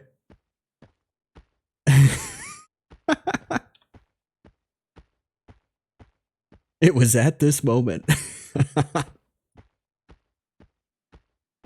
Okay, I think we'll just... I got so now. So I think I'm just gonna nix the Hammer Levant idea because it's already probably... It's like, oh, it's only 2 a.m. Note to self, Necro can't quad kite. Yeah, to be fair, I picked a really stupid spot to try to hammer. Normally I come like out here where there's not nearly as much stuff. But I'm in a rush because I gotta pee. My freaking eyeballs are floating. Okay.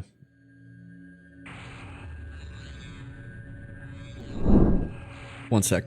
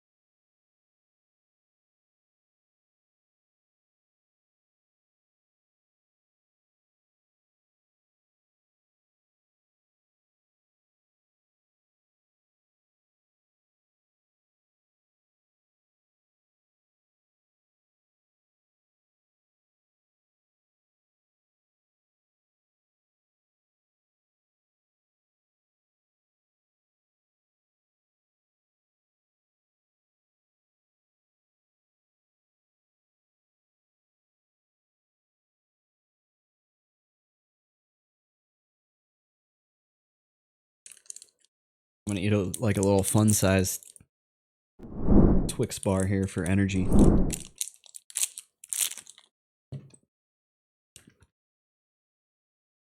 Hope that FD didn't fail. Yeah, I looked at it right before I walked away because I was thinking that you're not you when you're hungry. Oh, Paralyzing Earth just wore off. I wonder if that thing's aggroed on me now.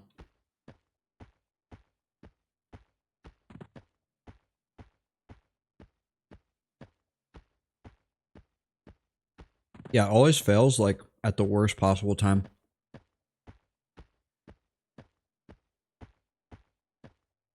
Thanks for the POTG.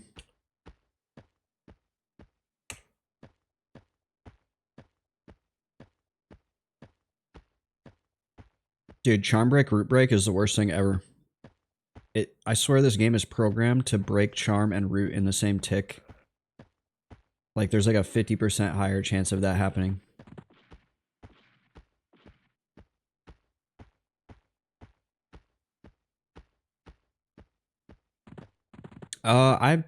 I kind of made it up.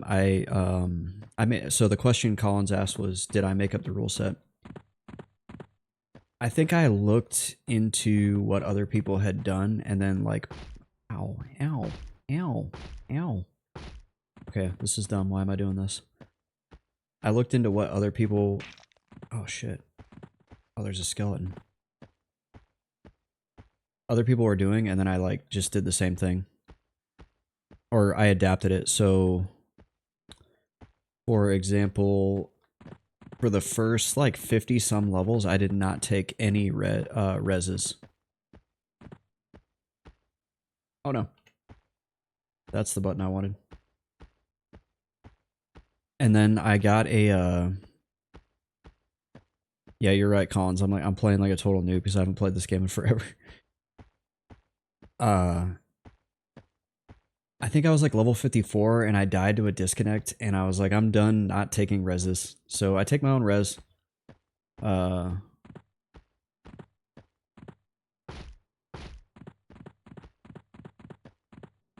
Everything else is pretty standard. Oh my gosh. Ow, ow. And I think I didn't take buffs for a long time and then I finally said, yeah, I'm not going to beg buffs.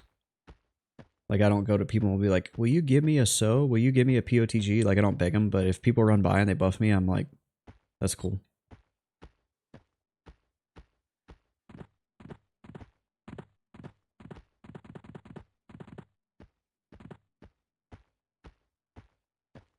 Do I have enough time to cast DMF?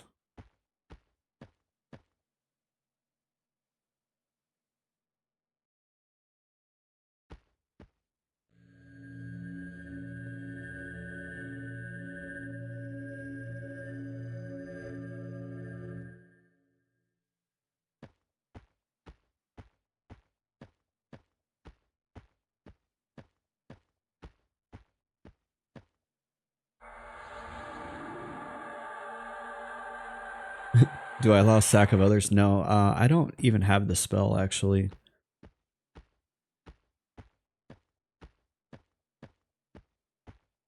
So I haven't messed around with the sack mechanic. Wong says, yeah, Chad, get this man some streamer privilege EEs. Yep, give me all your EEs. Ophion, there's a name I have not heard in many years. What's up, Ophion? Good to see you. And yeah, you're right, Collins. No corpse summon because that drops in Split Paw, I think. I think it's Split Paw.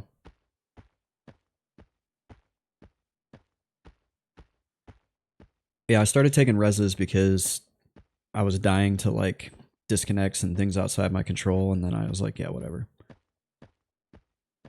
Res is a res, who cares? I'd probably still be like level 55 if I hadn't taken reses.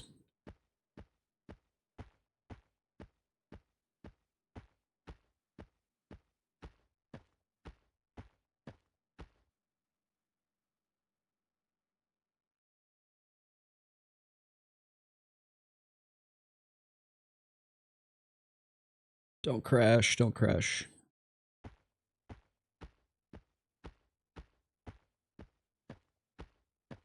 Hey look, it's a bard. How did I know there'd be a bard in here running circles?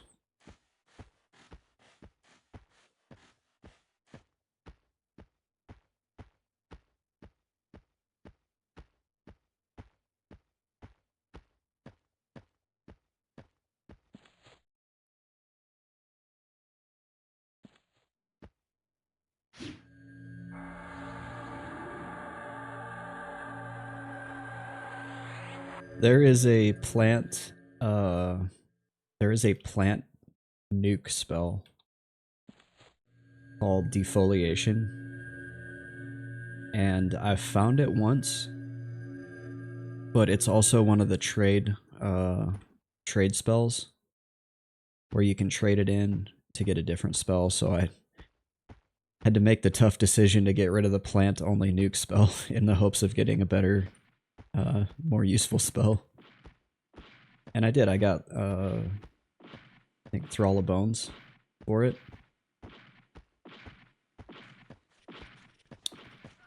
I think somebody earlier asked where I was going. I'm going to Lake of Omen to do the Goblin Kazugi ring, hopefully.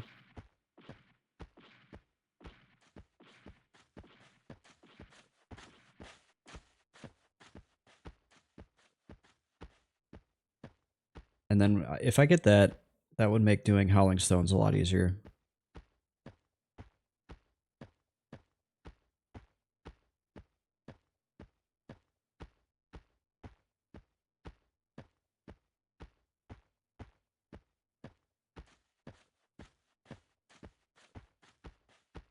I used to level out here quite a bit too.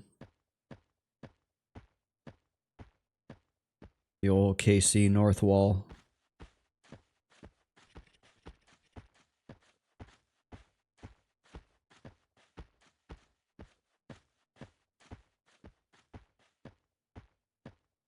Just realized I still have my hammer on.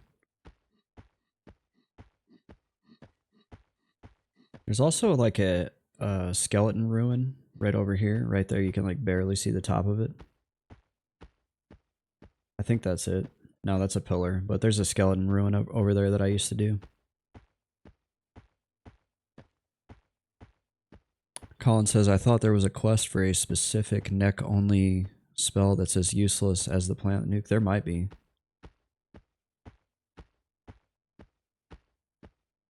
Man, that Twix was really good. This stream is not endorsed by Twix, but if anybody from the Mars Candy Association is watching, I will gladly take your sponsorship. Could I get in trouble for doing this on Twitch? Do they get onto you for that now? That... oh shit. That wood elf staring me in the face kind of scared me. I thought he was going to aggro me.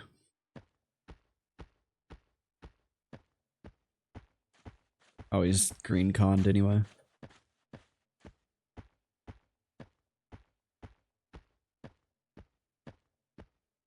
Smashy Up says, you can mark your stream for drugs and alcohol. I think vape falls under that.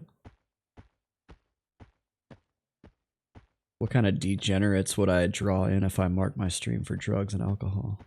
Oh wait, it's you guys. What's up, guys? Welcome to the stream.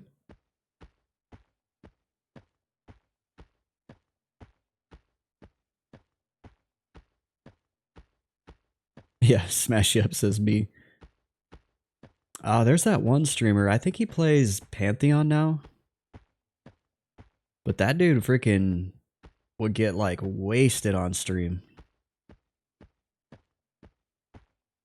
Alpha, shit, what's his name? Alpha something. I don't know if he still plays. I haven't watched Twitch in forever.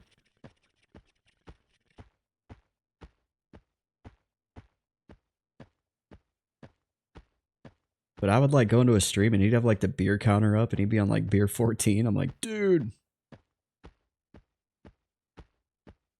Alpha Cyanide, yep. Smashy Up remembers. Hopefully he's doing okay. Drinking that heavy is not Not good. I know because I used to do it. I'm almost 5 years sober. I actually started streaming after I quit drinking. It was like kind of my cope. It was my cope.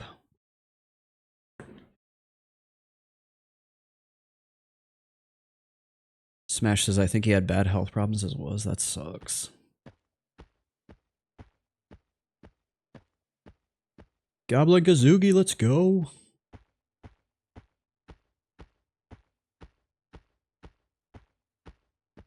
Ophion says he was streaming the other day. That's good. Well, at least he's healthy enough to stream.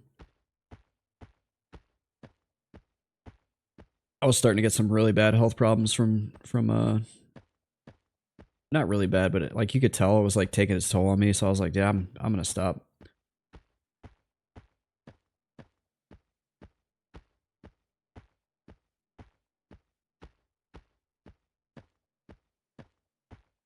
Smash, are you still playing P99 or did you jump ship to like one of the other servers?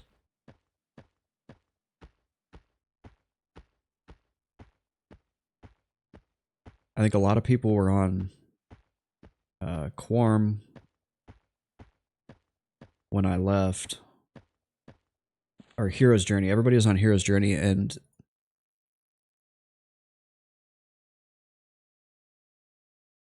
I want to say, I'm looking something up real quick. Quorum had dipped down below green a few weeks ago whenever I was checking things out again. I think the Quorum hype is kind of over with.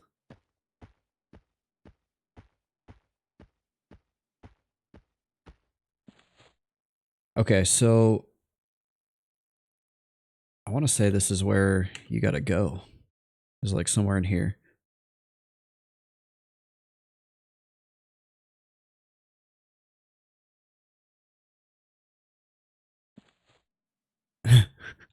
So there's this very high-tech picture here that I'm gonna try to find where this is. I should probably summon like a pet. Zukin asks, did you hear about all the stuff that went on with the Hero's Journey? I kind of loosely followed it. Like, didn't they get C&D'd or like they got like shut down, right?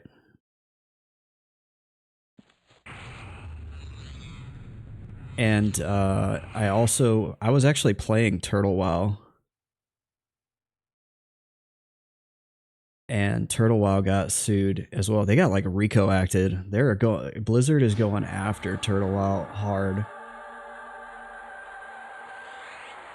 Ophion says I've been playing Aaron Shore lately. I kind of want to look into that. That could definitely cross over. I could do that on stream here. People would probably watch that. Same with Valheim. Smashy mentioned Valheim. I too have indulged in some Valheim. I feel like there's some decent crossover here on that.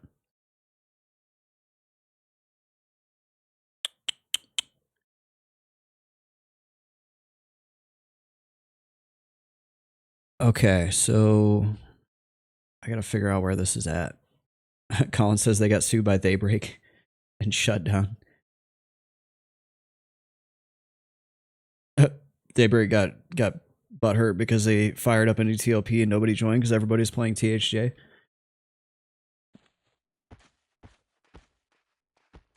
I mean, maybe Daybreak should do something new because that's what Hero's Journey did.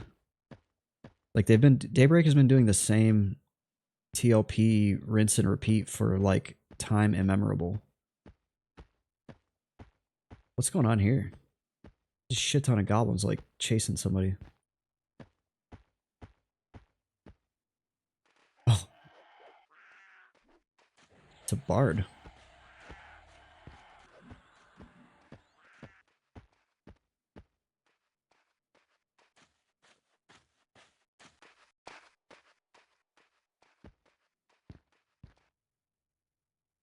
Okay, I have no idea where this placeholder is. So this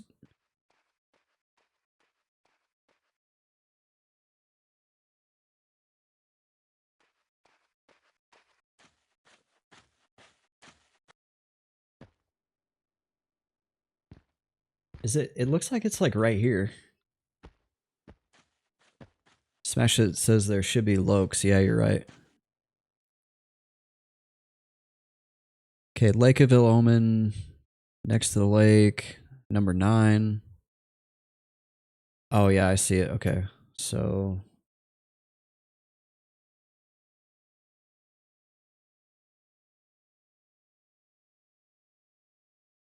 oh, there we go. There's a map. Perfect.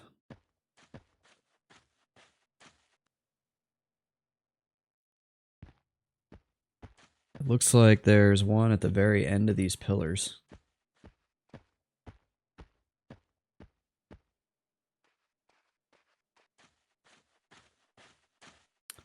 Yeah, I think that these private servers, the ones that live are the ones like P99 that don't do dumb shit like take a bunch of quote unquote donations. And the ones that end up getting sued and get like shut down are the ones that are making like money hand over fist off of people. Colin says FV side of that quad pillar.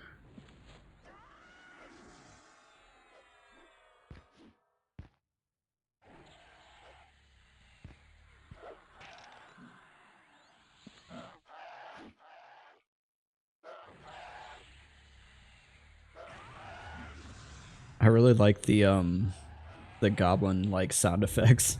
Ah!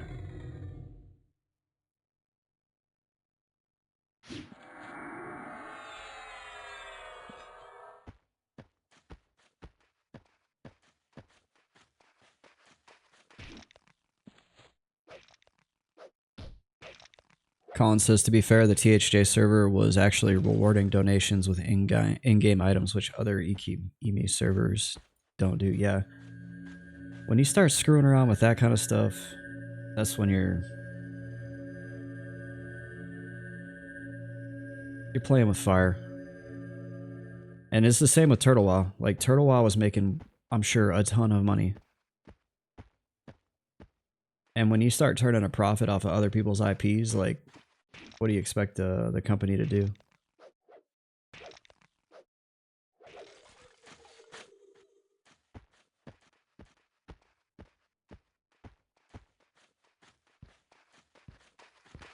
Okay, so what are the... Goblin Brawler, Goblin Skirmisher...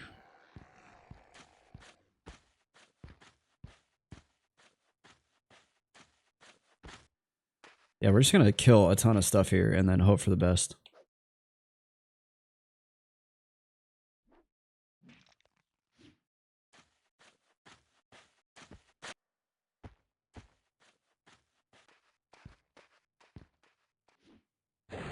I've got POTG, what am I doing?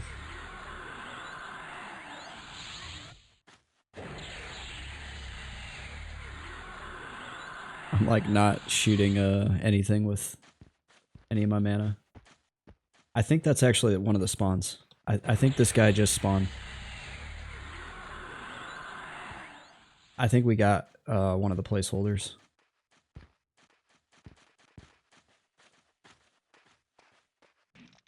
Colin says right near there is one of the spawn spots. The one in the image that you showed is the right at that spot. Yeah.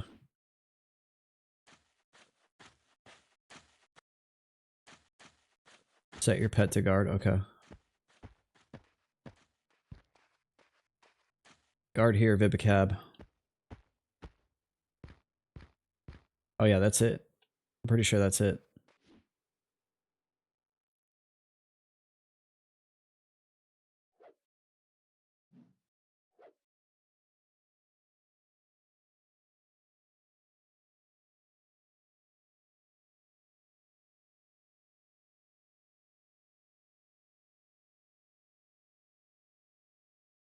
Look at Vibicab diligently guarding this spot.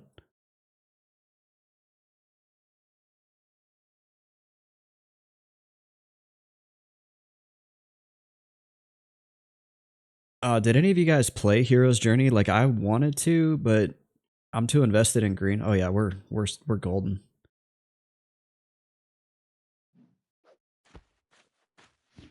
I just gotta move him over here. Like, I think he spawned right about here.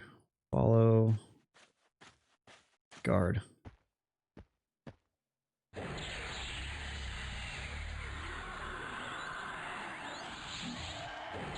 Ophion says, oh yeah, it was the best EQ experience I've ever had. That's so sad that it was like that good. And it got shut down. I really wish I had done it in retrospect, even though knowing that it like could have got shut down or whatever. Vivicab, what are you doing, dude? Why is he not attacking? Ophion said I would pay for it, no questions asked. No kidding.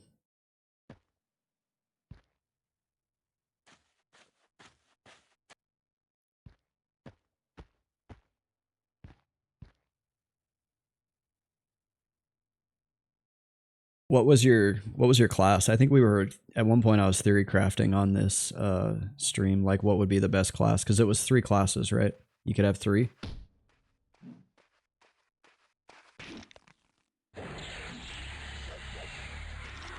Oh no. They're gonna get away, Vivicab. You gotta pay attention.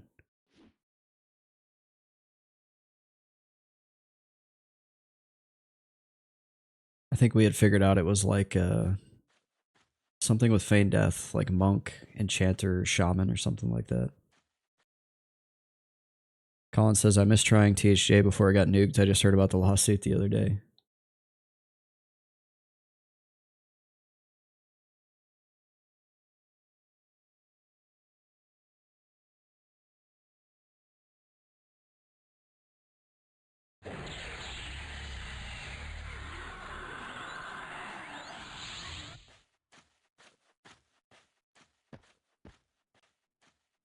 Ophion had a Necro Mage Beastmaster. Nice.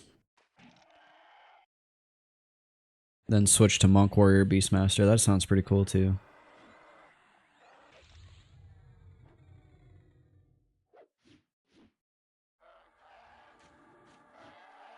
And was like everything soloable? Like you could solo all the raid bosses?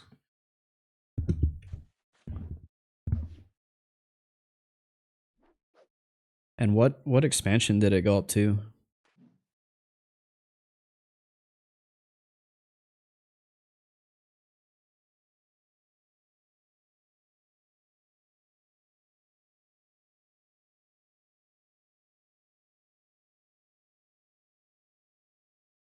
I wish you could zoom out more on this client. POP, nice. Yeah, that would be kind of fun to go through all the flags on POP like solo.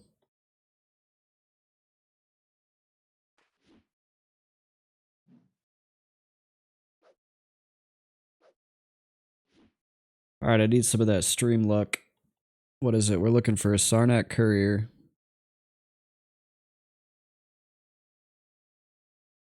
Apparently it's super ultra rare though to even get it off the courier, which sucks.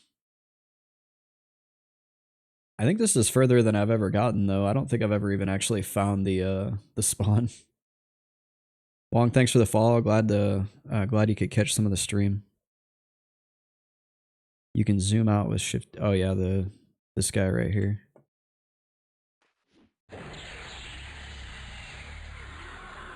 It's like really hard to play in this though.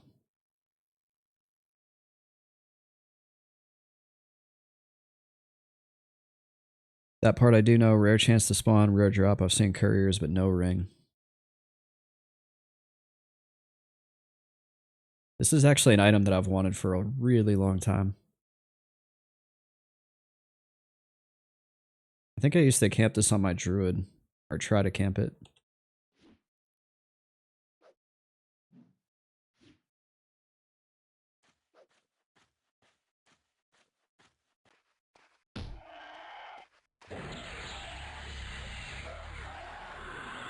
Huh, somehow I managed to roll a max level pet. It was meant to be.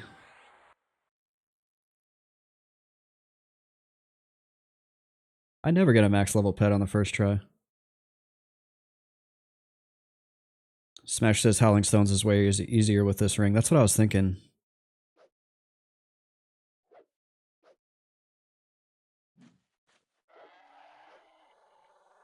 It would be really good to get this.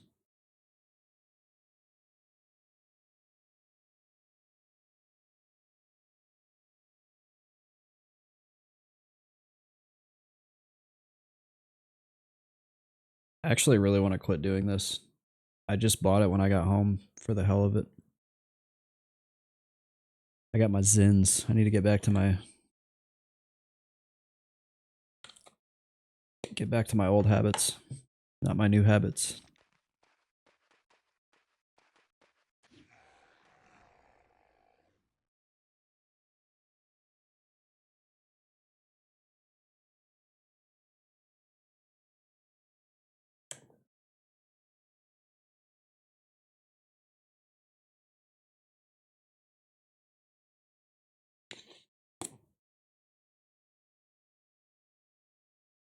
Colin says there's another spawn point, but it's in the middle of wandering mobs and hard to find the actual placeholder. Yeah, I think I lucked out with this one.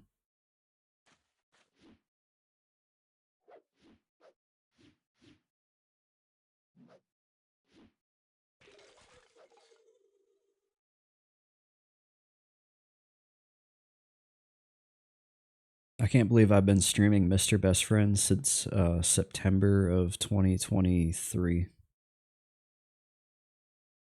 It's like 2 years that I've off and on worked on this guy.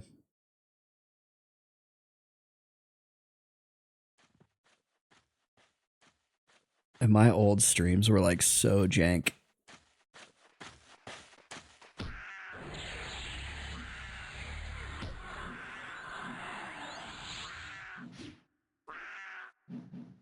Let me try to find one. I've got so many freaking videos on YouTube.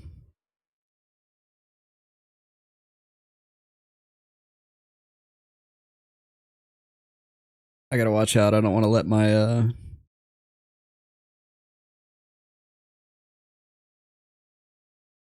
I don't want to let my placeholder go.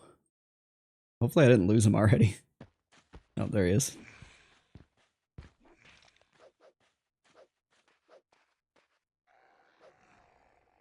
Yeah, this is like...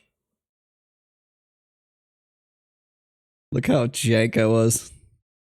Headset, microphone. Freaking... Oh, wait, you can't see me. Like... Wait.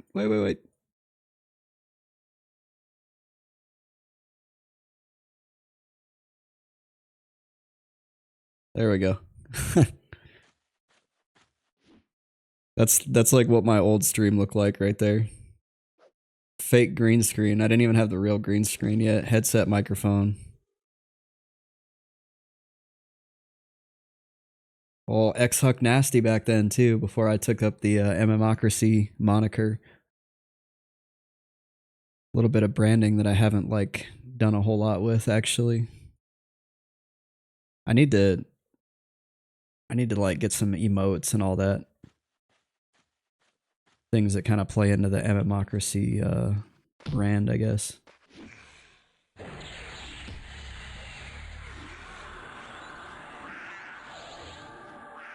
My problem is consistency because the freaking military makes me go to all these different places and I can't stay in one place for long enough to like build up a following or do the things I want to do with my stream, but it is what it is. Your work's got to come first.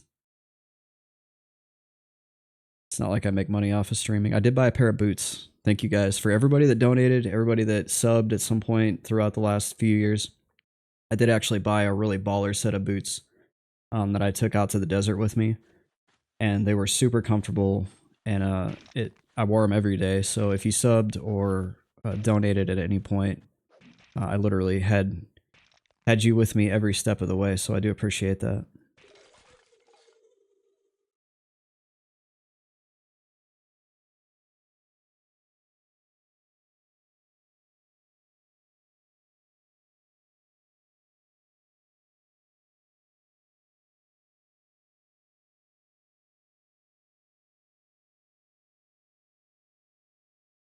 I did play a little bit of Valheim while I was out there too. I wouldn't mind getting back into some Valheim.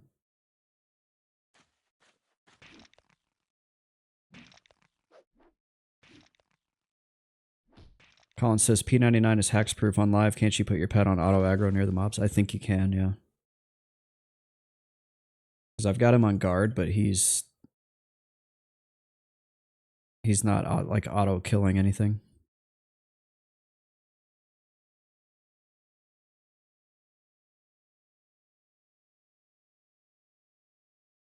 I don't think it's hacks proof. Isn't there a huge like controversy with like a certain character or guild or something that like always knows whenever certain mobs are spawning or something like that? I feel like I was reading something about that. Like there was some drama. Smash says I have a dedicated server on Valheim. Nice. We had one of those on here for a little bit. We didn't play it very much though.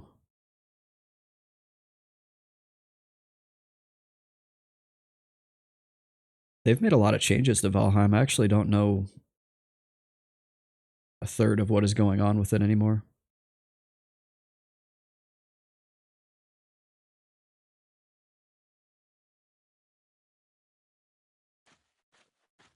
Get him. Get him, Vibicab.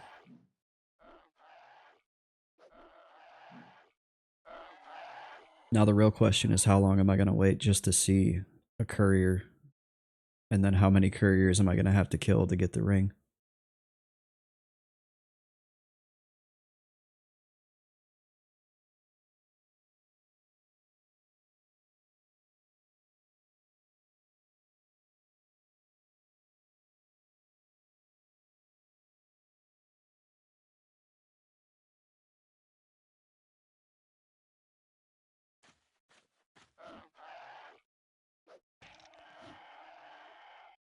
There we go. I put up a courier count. Smash says their full release is next year and they're releasing on PlayStation. And the last biome is sometime next year. I didn't even know they were still adding stuff. That's cool. I'm so bummed because Monsters and Memories is going to launch and I'm not even going to be able to really play it until probably 3 or 4 months after launch. So I'm going to miss out on like the big rush and all the everybody doesn't know anything period that's so freaking magical in an MMO pre-wiki. You guys should like DMC any wikis. Like if a wiki comes out, Zukin, you guys should just sue the shit out of them. Don't let anybody have a wiki.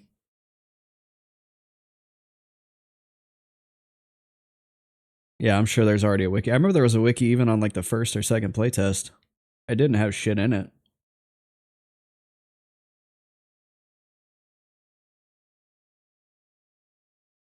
Maybe you guys can submit my character creation guide to the wiki where I tell everybody they have to make a goblin.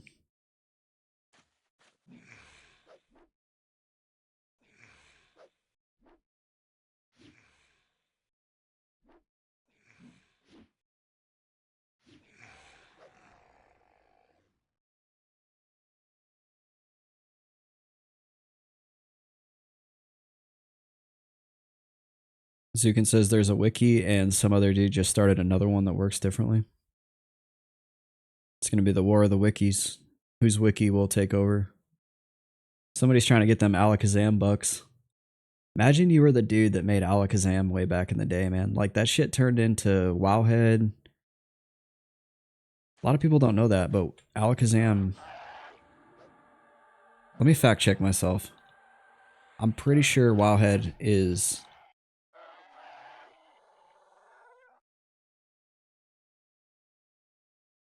was like was Alakazam like owned or whatever. Yeah. Wowhead is owned and operated by Zam Network. Just imagine you got in early on that and you made all that money.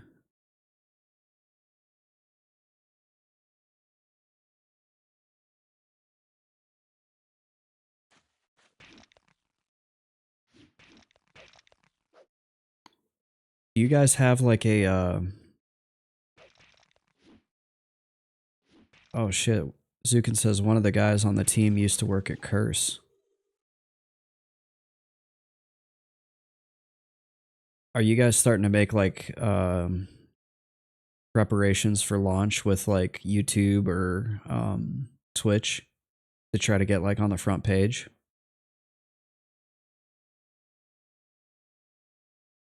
It would be really cool if Monsters and Memories brought like a whole new generation of people to like old school MMOs.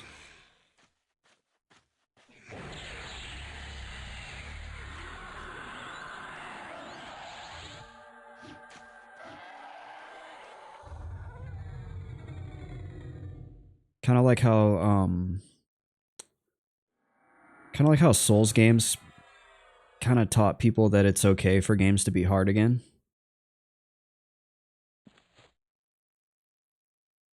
It would be neat if Monsters and Memories kind of did that with MMOs. Like, it's okay for MMOs to have death penalties. It's okay for MMOs to have corpse runs.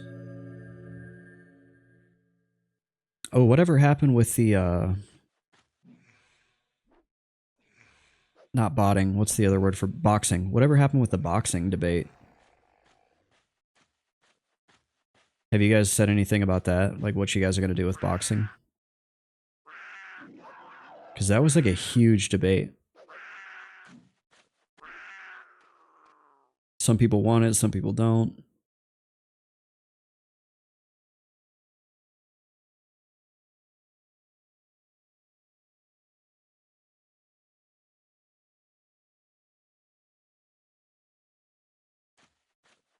Nice. Zukin says the plan is to have servers with rule sets to allow or disallow, yeah.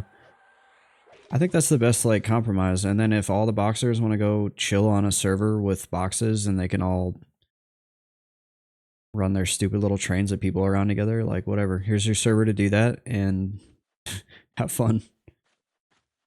If you guys can't tell, I don't really like boxing. I think it detracts from MMOs.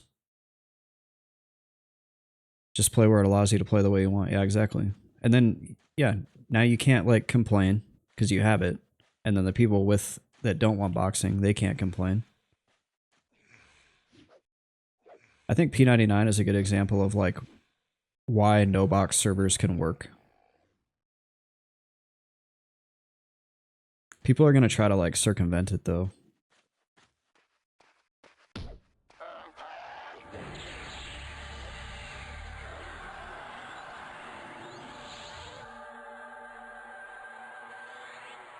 I don't know, I'm excited. Yeah, I won't be able to play at launch, but as soon as I can, I'll be on there.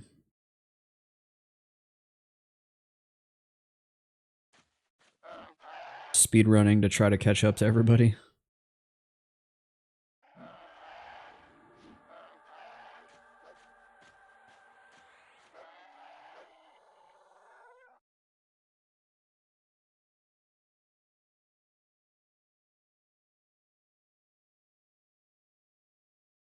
I mean, if you look at MMOs, like, I don't know, look at P99.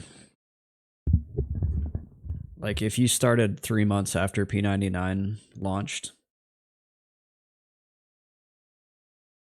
in the grand scheme of things, it's been going for like 15, 16 years. Like, it's not that big of a deal. That's kind of how I feel with Monsters and Memories. So, like, if I have to start 3 months late, it's better than starting 3 years late. Colin says people get hooked, especially on live TLPs. They get groups, and after a while, everyone else leaves. So either leave too or box to do group stuff. Yeah, that's kind of the downside is if you have no box servers, whenever the population diminishes,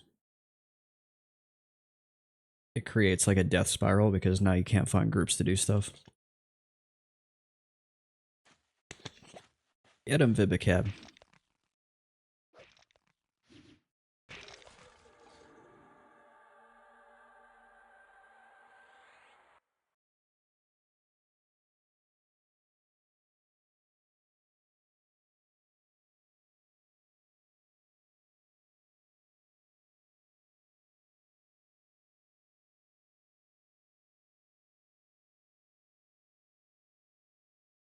I think the thing that I really want to see the most in Monsters and Memories is that giant like underground area that has me super interested.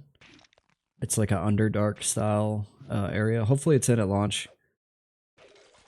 I forget the name of it.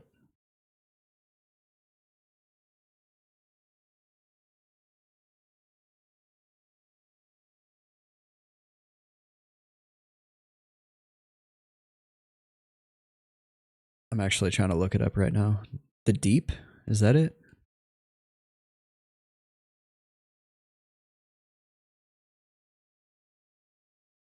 I don't know. I can't take my eyes off the screen because these freaking monsters spawn.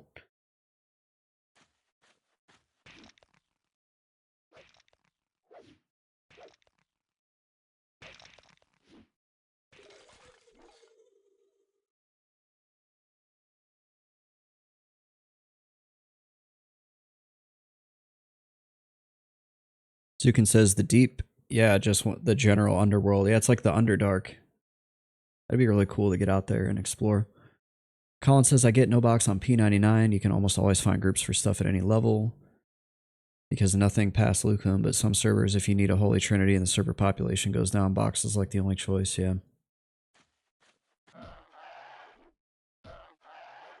Got a couple deep zones in the works at the moment, nice.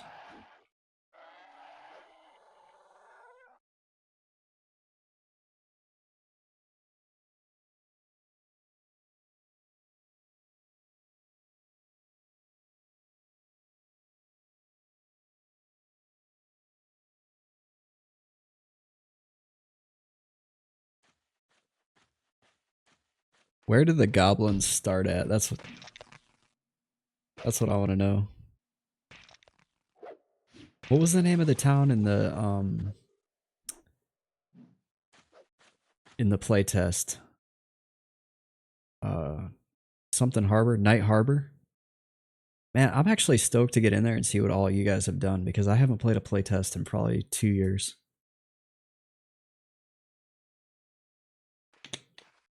And I remember just like running around Night Harbor and imagining like how much stuff you guys were gonna cram in there.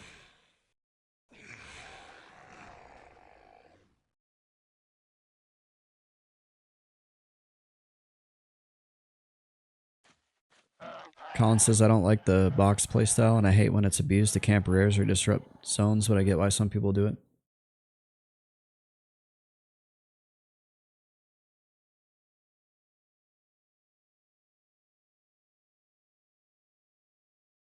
Yeah, I just know on like TLPs it's really annoying because you go to a camp. TLPs are just an annoying period, actually, now that I'm thinking about it. I can't believe I've played them as much as I have. Because you have to do that stupid like instancing where you like instance from one to another to another. And it used to be when you would like instance from one dungeon instance to another, you would just pop up in the same spot where you were. And like people would just show up and try to take your camp from you.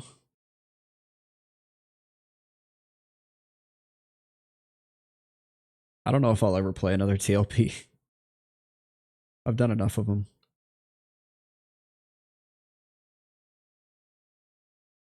I played that one last year a lot.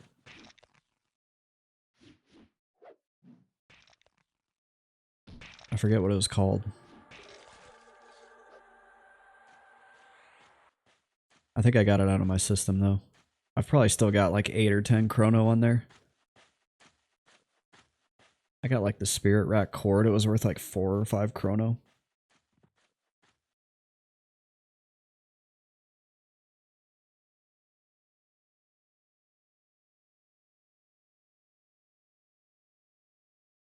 I don't know. It just doesn't feel like, it doesn't feel real. It feels like EQ light.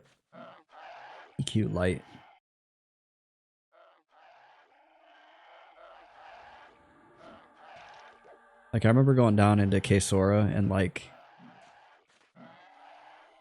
camping something at the bottom of Kesora, and it just didn't feel like you were actually at the bottom of Kesora. Versus on P99, you go like all the way down into Down the Air or all the way down into Kesora. You feel like you're down there, and you feel scared. I never felt like that same level of tension on a TLP.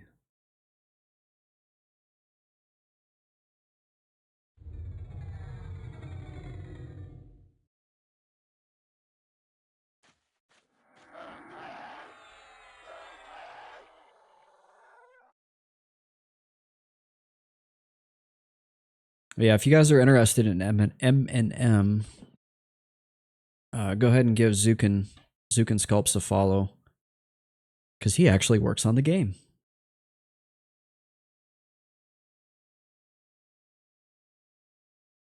He sculpts. He makes assets for the game.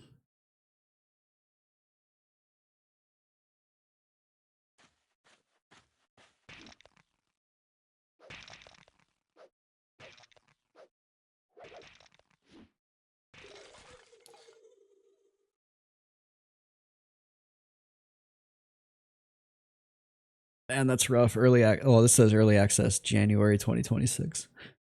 That's like right when I go to that class.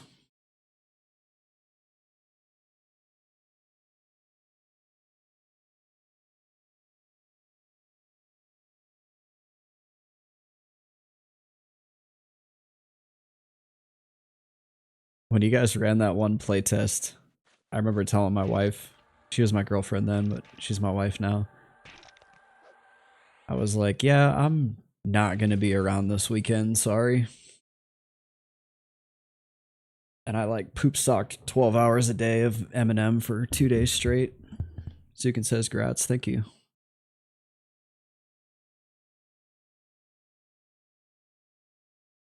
Because I think prior to that, that was the weekend playtest. Prior to that, we'd only had like 1 or 2 couple hour long stress test type deals.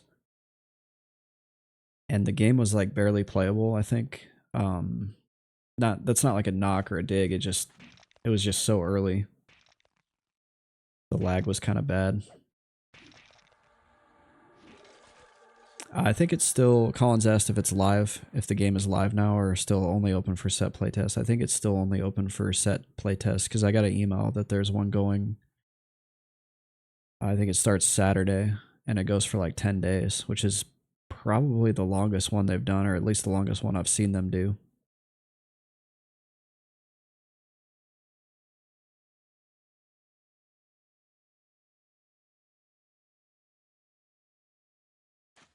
Zukin says, oh, there's the courier. I'm never gonna be able to loot him in this mess of bodies. Are you? Oh, he fucking got me. mother effer. I'm trying to swear. It dropped a bloodstone ring. I got like so excited. I was like, "Are you freaking serious?" I got it on the first try. What is this hand? Ixar left hand.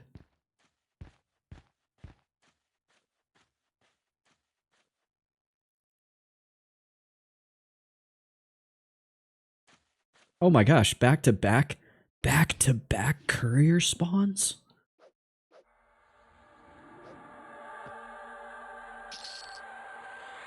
And he dropped the stupid bloodstone ring. Is that like a troll? Is like the game like troll you? Wait, was that the right one? Yeah, I heard the jingle.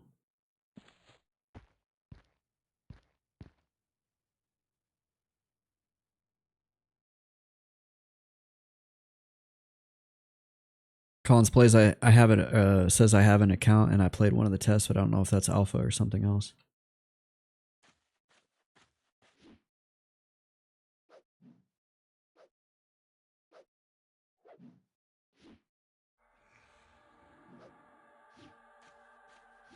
Oh, Ixar left hand is for the Shackle of Rock. There's a few different junk drink rings. He won't have the ring unless the mob is glowing. Okay.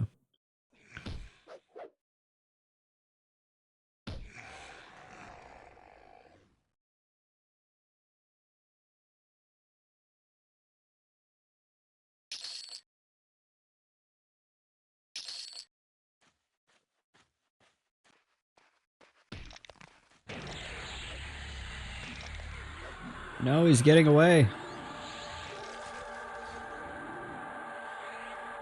Don't let him get away.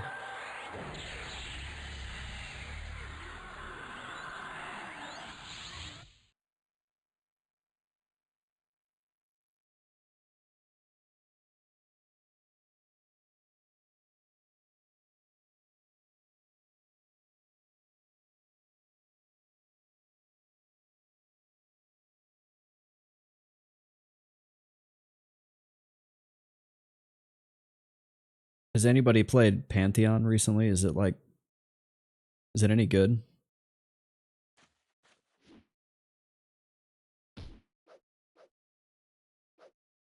We should start some like Eminem Pantheon beef on YouTube. No, I'm just kidding. I'm not gonna start drama. It would be kind of fun too, though.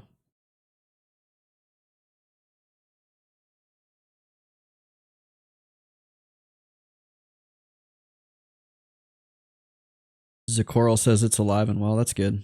I mean, anybody that's making like an old school MMO. Oh no, the beef is alive and well. Nice. Collins asks, is Pantheon even being developed anymore without Brad? So it went through, this is what I know, and feel free in the chat to fill in the gaps, but it went through like this weird phase after old Brad Dad passed away, may he rest in peace. And they like tried to turn it into like an extraction shooter type game, or an extraction, I don't know, PvP VE game. And then the backlash was like significant, and then they like completely reversed course and actually put the game up online for like people to play persistently, not like a little limited test, but to actually have it online like all the time. But I don't know really where it's at. Let me see. Pantheon Steam charts. 614 players right now, so they're averaging about as many people as are on P99 Green, at least on Steam. I don't know if they have a standalone client or if they're Steam only.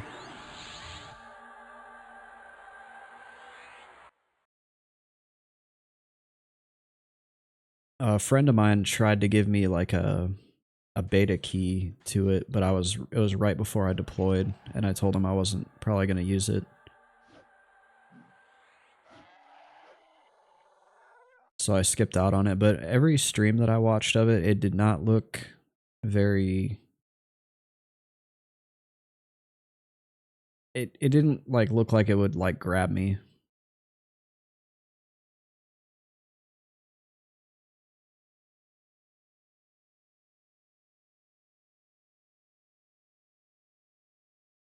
Colin says, here's an original plan, turn it into another PUBG clone because that's never been done before, and that will make the investors happy. Yeah, they were super thrilled about that, by the way. It wasn't PUBG, it was Tarkov. It was like trying to be like Tarkov, which I've never played that game or those style of games. Apparently people really do like them. But I don't know how you would go from like old school EQ style MMO to Tarkov. Like there's no, to me, there's no like crossover for that market. It's not like you're making like a PUBG game and then you go to a Tarkov game. It's like you're making EQ with better graphics and then you go to a totally new genre.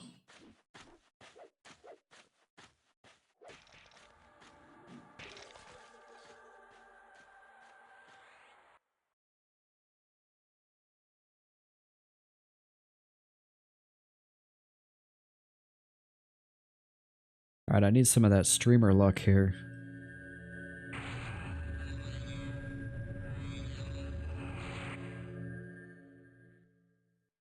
Maybe all I have to do is say, this is my last spawn, and then I'm logging off.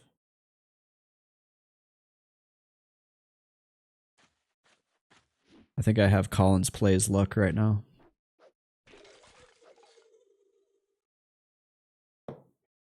Collins says you could do like a WoW Battlegrounds with a Tarkov style. Yeah, exactly. Like you could make a WoW Battleground and turn it into a Tarkov, or like a Dota and turn it into a Tarkov game.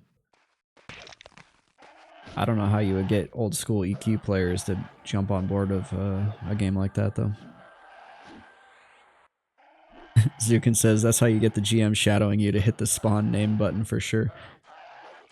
Hey, for all I know, that's what happened with my Visceral Dagger. I was camping that shit for like 6 hours, and then I was like, okay, I have to go. Get off of me.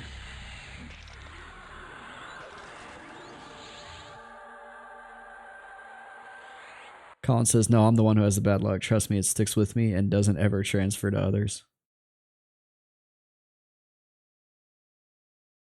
I had good luck on WoW. On WoW Classic. I got the leaf for the Hunter Bow quest, and I finished it. And then the same day that I finished that, I went to the cave in Winter Spring where the quiver drops off the elites, and I got the quiver like 5 kills in. I had insane luck on WoW Classic.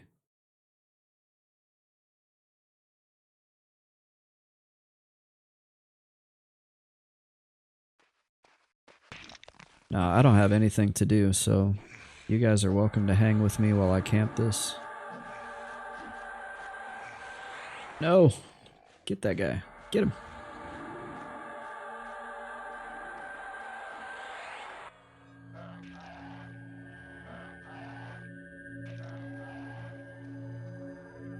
This is all I had planned on doing today.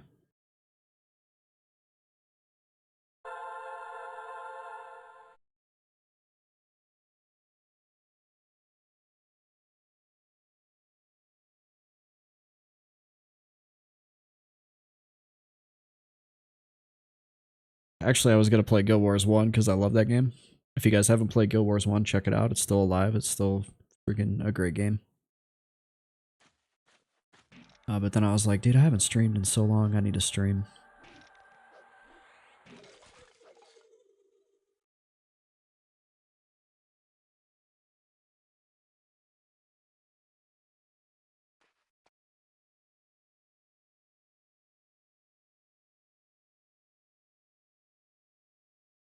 I just didn't want to do a stream until I was like ready.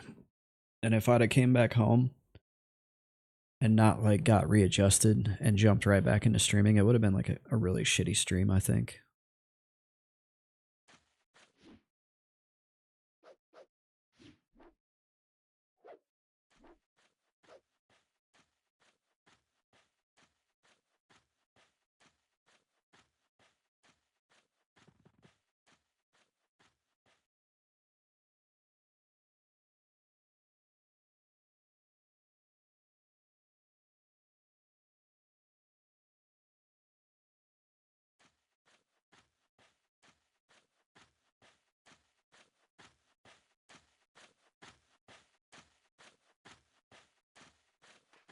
Oh, shit.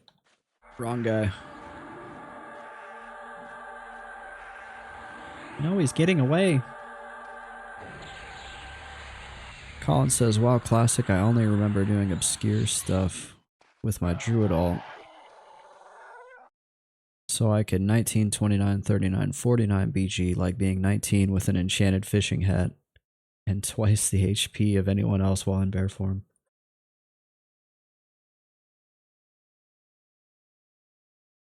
I should be embarrassed to admit this, but I'm not.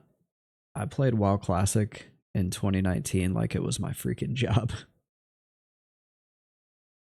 I actually raided all 4 raid tiers with the Blizzard developers.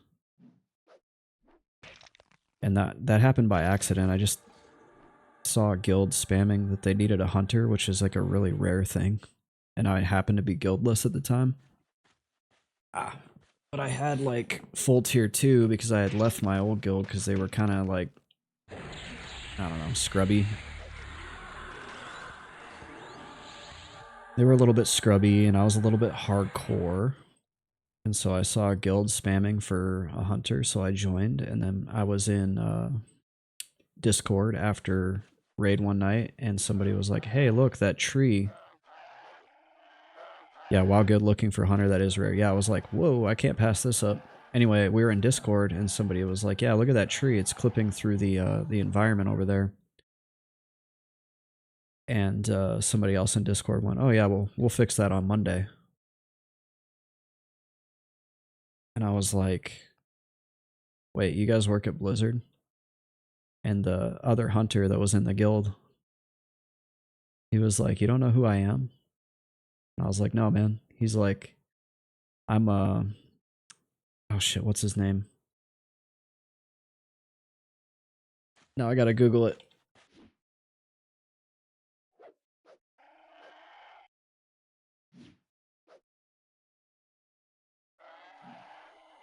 Brian Birmingham. He went, I'm Brian Birmingham. I'm the lead producer of WoW Classic. Or lead engineer on WoW Classic. And I was like, no shit. And then I asked him like 1,000,001 questions. I was like, tell me everything.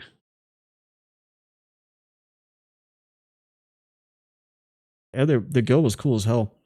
They were like a loot council guild, so I thought at first when I joined, I was like, oh boy, loot council, this could be kind of shitty. They were like super chill, super fair. The guild like leadership was all people with actual jobs that were like actual professionals. So whenever there were disputes and shit, they knew how to handle disputes between people because they had actual soft skills, unlike most WoW guilds that are run by like total neckbeards, right? Like it was freaking awesome. It was hands down the best guild I've ever been in any MMO. And it was like a once in a lifetime thing to be able to like raid the game with the people that make the game.